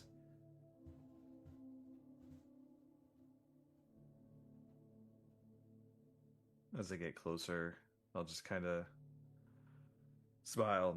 No rest for the wicked, huh? No, I suppose not. She turns around to face you. Good afternoon. It's good to see you, Louise. Yes, it's good to be seen. How can I help you? Roll me a wits and insight, Lucas. Okay.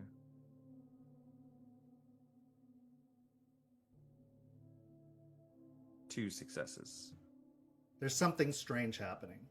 The way she's responding with a lack of familiarity. Like she's treating you like she treats anybody. Like she would a student in the facility. I kind of look at her for a second and glance over at Jester, then back. Louise, it's Lucas. Yes, how can I help you?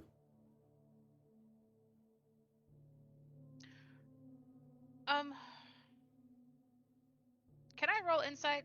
Sure. I'm trying to see if she's like pretending not to know him, or if she truly like does not really have a familiarity with him. Sure.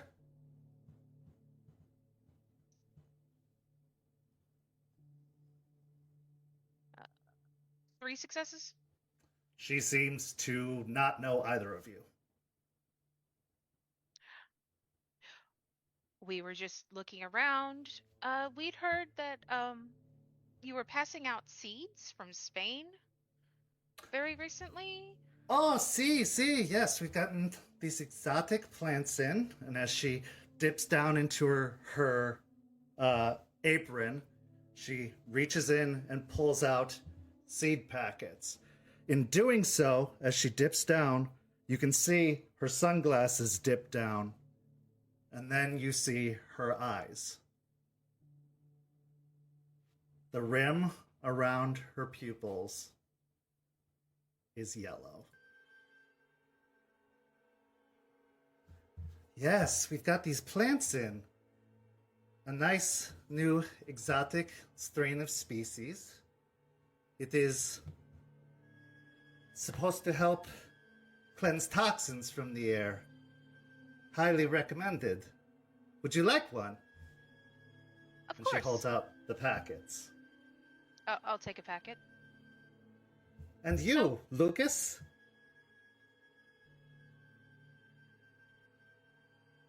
Yeah, yeah. I'll Sure. I'll take one. Are you feeling okay, ma'am? Never better. What are you working on there? Oh, tending to the garden. It has been dirty. Needs to be cleaned. Do you these seeds, do you have any examples of what these grow, what they look like? Oh, yes. I'll take you to the special garden. Follow me. And she kind of moves away from the plant, putting her shears in her bag, and starts heading off in another direction, down one of the paths, gesturing for you to follow. Look at Jester. Oh, I'm leaning close to him. That's not her. I think she's been infected. What do you want to do? Let's go see how bad it is. Okay. Following behind, she leads you down another one of the winding paths.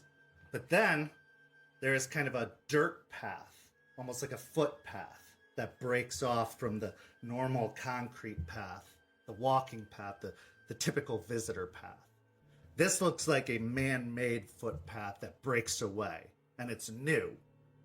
Lucas, in all the times that you've been here, this path didn't exist before. This one has recently popped up.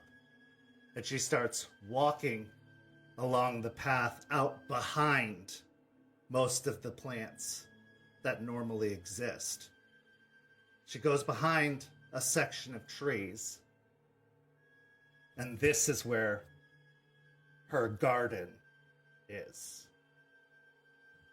Several 6-foot-tall wrappings of the purple flowered vines with the eyes immediately lock on to both of you as you come up the path. About 4 of these tire-sized spore bombs sit in the center, surrounded by these purple eye-leaved plants. And then, up in the trees, are these pods that are hanging down. They're not quite grown yet, but they're about 1 foot long. And they look like they're hanging, not quite sprouted open yet. Before we get too close, he'll just put an arm out in front of Jester just to stop her from walking and nod his head up into the trees of the pods and kind of whisper to her, "That's the flying ones." I'll just look at him like I don't know what he's talking about. I'll be like,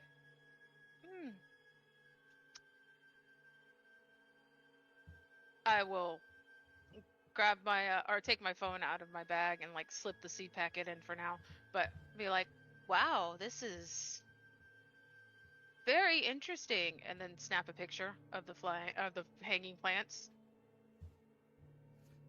Yes, they are very beautiful. They are going to make quite a difference. Oh, what kind of difference? The good kind. The necessary kind.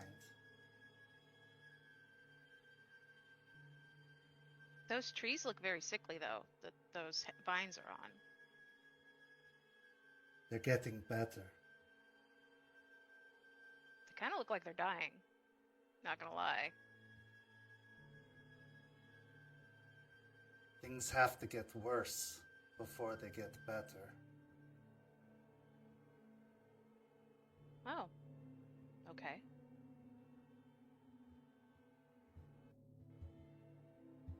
Lucas is just locked on to the eye ones. If they're staring at him, he's staring really hard back at them.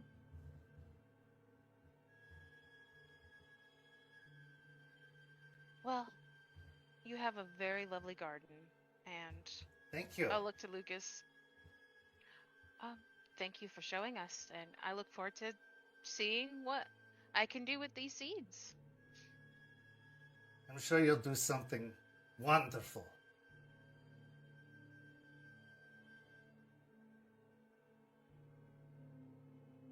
Is there anything else I can help you with? Look to Lucas. I think that's it, don't you? Yeah. Yeah.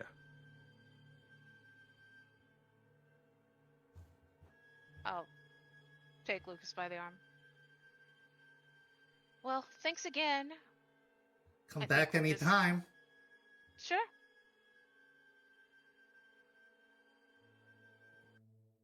As you leave the Botanical Gardens, she just stands, waving, smiling by the plants. You walk up the path, returning to the motorcycles. Lucas, as a touchstone has been damaged, you take 2 stains against Hoglosk. I think our pack resilience. It'll lower it down to Helps 1. with- Yes. Yeah, we'll lower it to 1. And we'll roll to resolve that after the session. What's going through your mind? Or actually, I'll give you a moment to speak before we close this scene. As you two return to the motorcycles, preparing to leave. So we get back, Lucas just starts pacing. He's tapping the top of his finger on the pommel of his clave, just loudly as his ring also hits it and kind of makes a dinging noise. He's just shaking his head and pacing. Do you know where she lives? I could find out. Do you want to plan a sneak in and grab her? Maybe it's not too late. And your new friend help? It would be good to have someone who's not us to do some blood work on, and maybe we could come up with something to inoculate her with. Yeah, see if she'll help. Okay.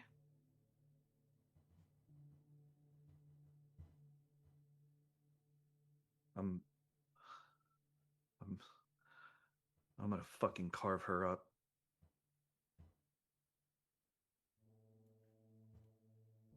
I'll squeeze him on the shoulder. I'll help. You know that, right?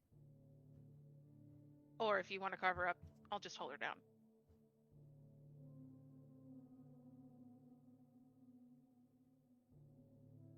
Yeah, we'll see how it plays out.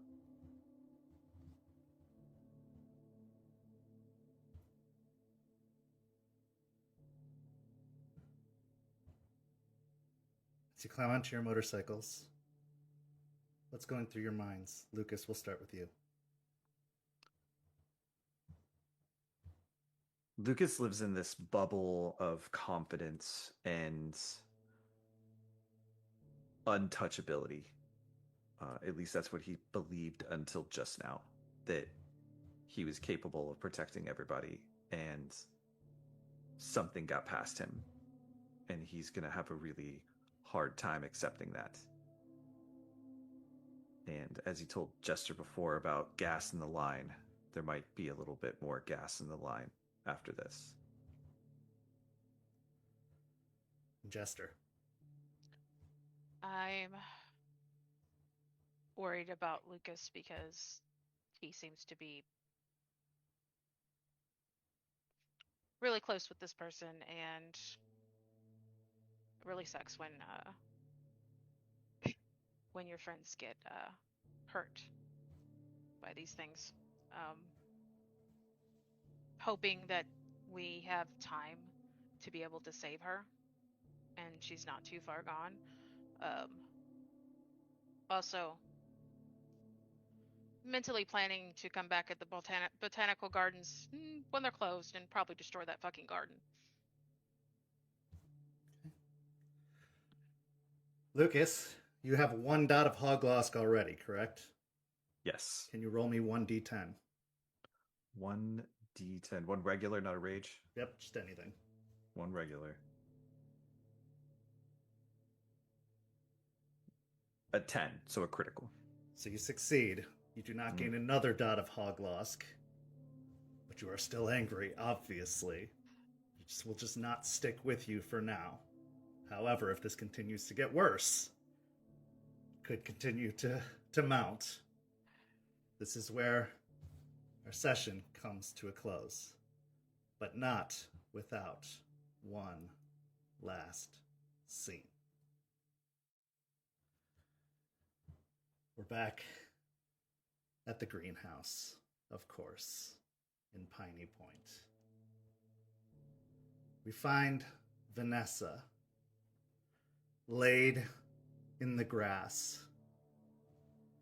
There are vines coiled around her hands.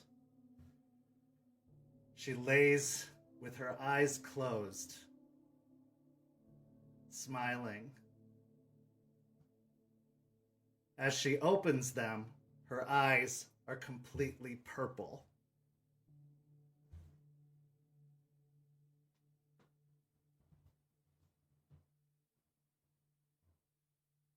I told you, you get in my way, I get in yours. You should have stayed out of my way, Lucas. Now it's just gonna get that much worse. Isn't it, puppy? And out across the garden, the massive green and brown dog laying in the grass lets out a growl. In its laid position, it looks to be about 15 feet coiled up altogether. Its body about 10 feet tall as it just breathes in and out, snarling. And this is where our session comes to a close this evening. Thank you so much to these amazing players. Thank you to everyone watching at home. Go follow St. Pete by Night on all of the social media listed down below and in the description. And if you like what you saw here, come join our community. We have 200 plus amazing community members, and you could be one of them. So follow that Discord link and come join us. We'd love to have you. Stay tuned to St. Pete by Night this Friday over on YouTube. We've got another episode of Hellhounds, so go see what that other crazy pack is up to. There's the fallout of what happened at Stepford Hell last week, so go see what craziness is going to happen with that pack. It's just getting out of control, folks, and you're going to want to stay along for the ride. So go tune in to Hellhounds this Friday on YouTube, and we'll be back with another episode of Rage Across Tampa right here on Twitch on Tuesday at 10 p.m. We'll see you then. Have a lovely evening, folks. Good night.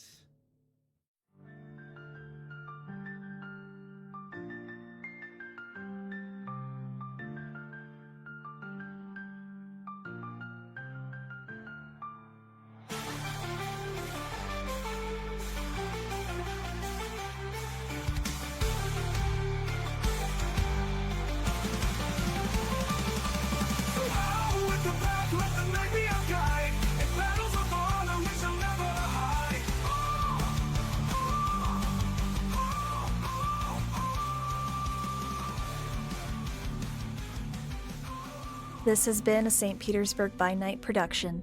Rage Across Tampa is produced in agreement with the World of Darkness and Dark Pack. The storyteller for Rage Across Tampa is Kent. Tonight's characters were voiced by Preston, Champ, Noree, and Weiss.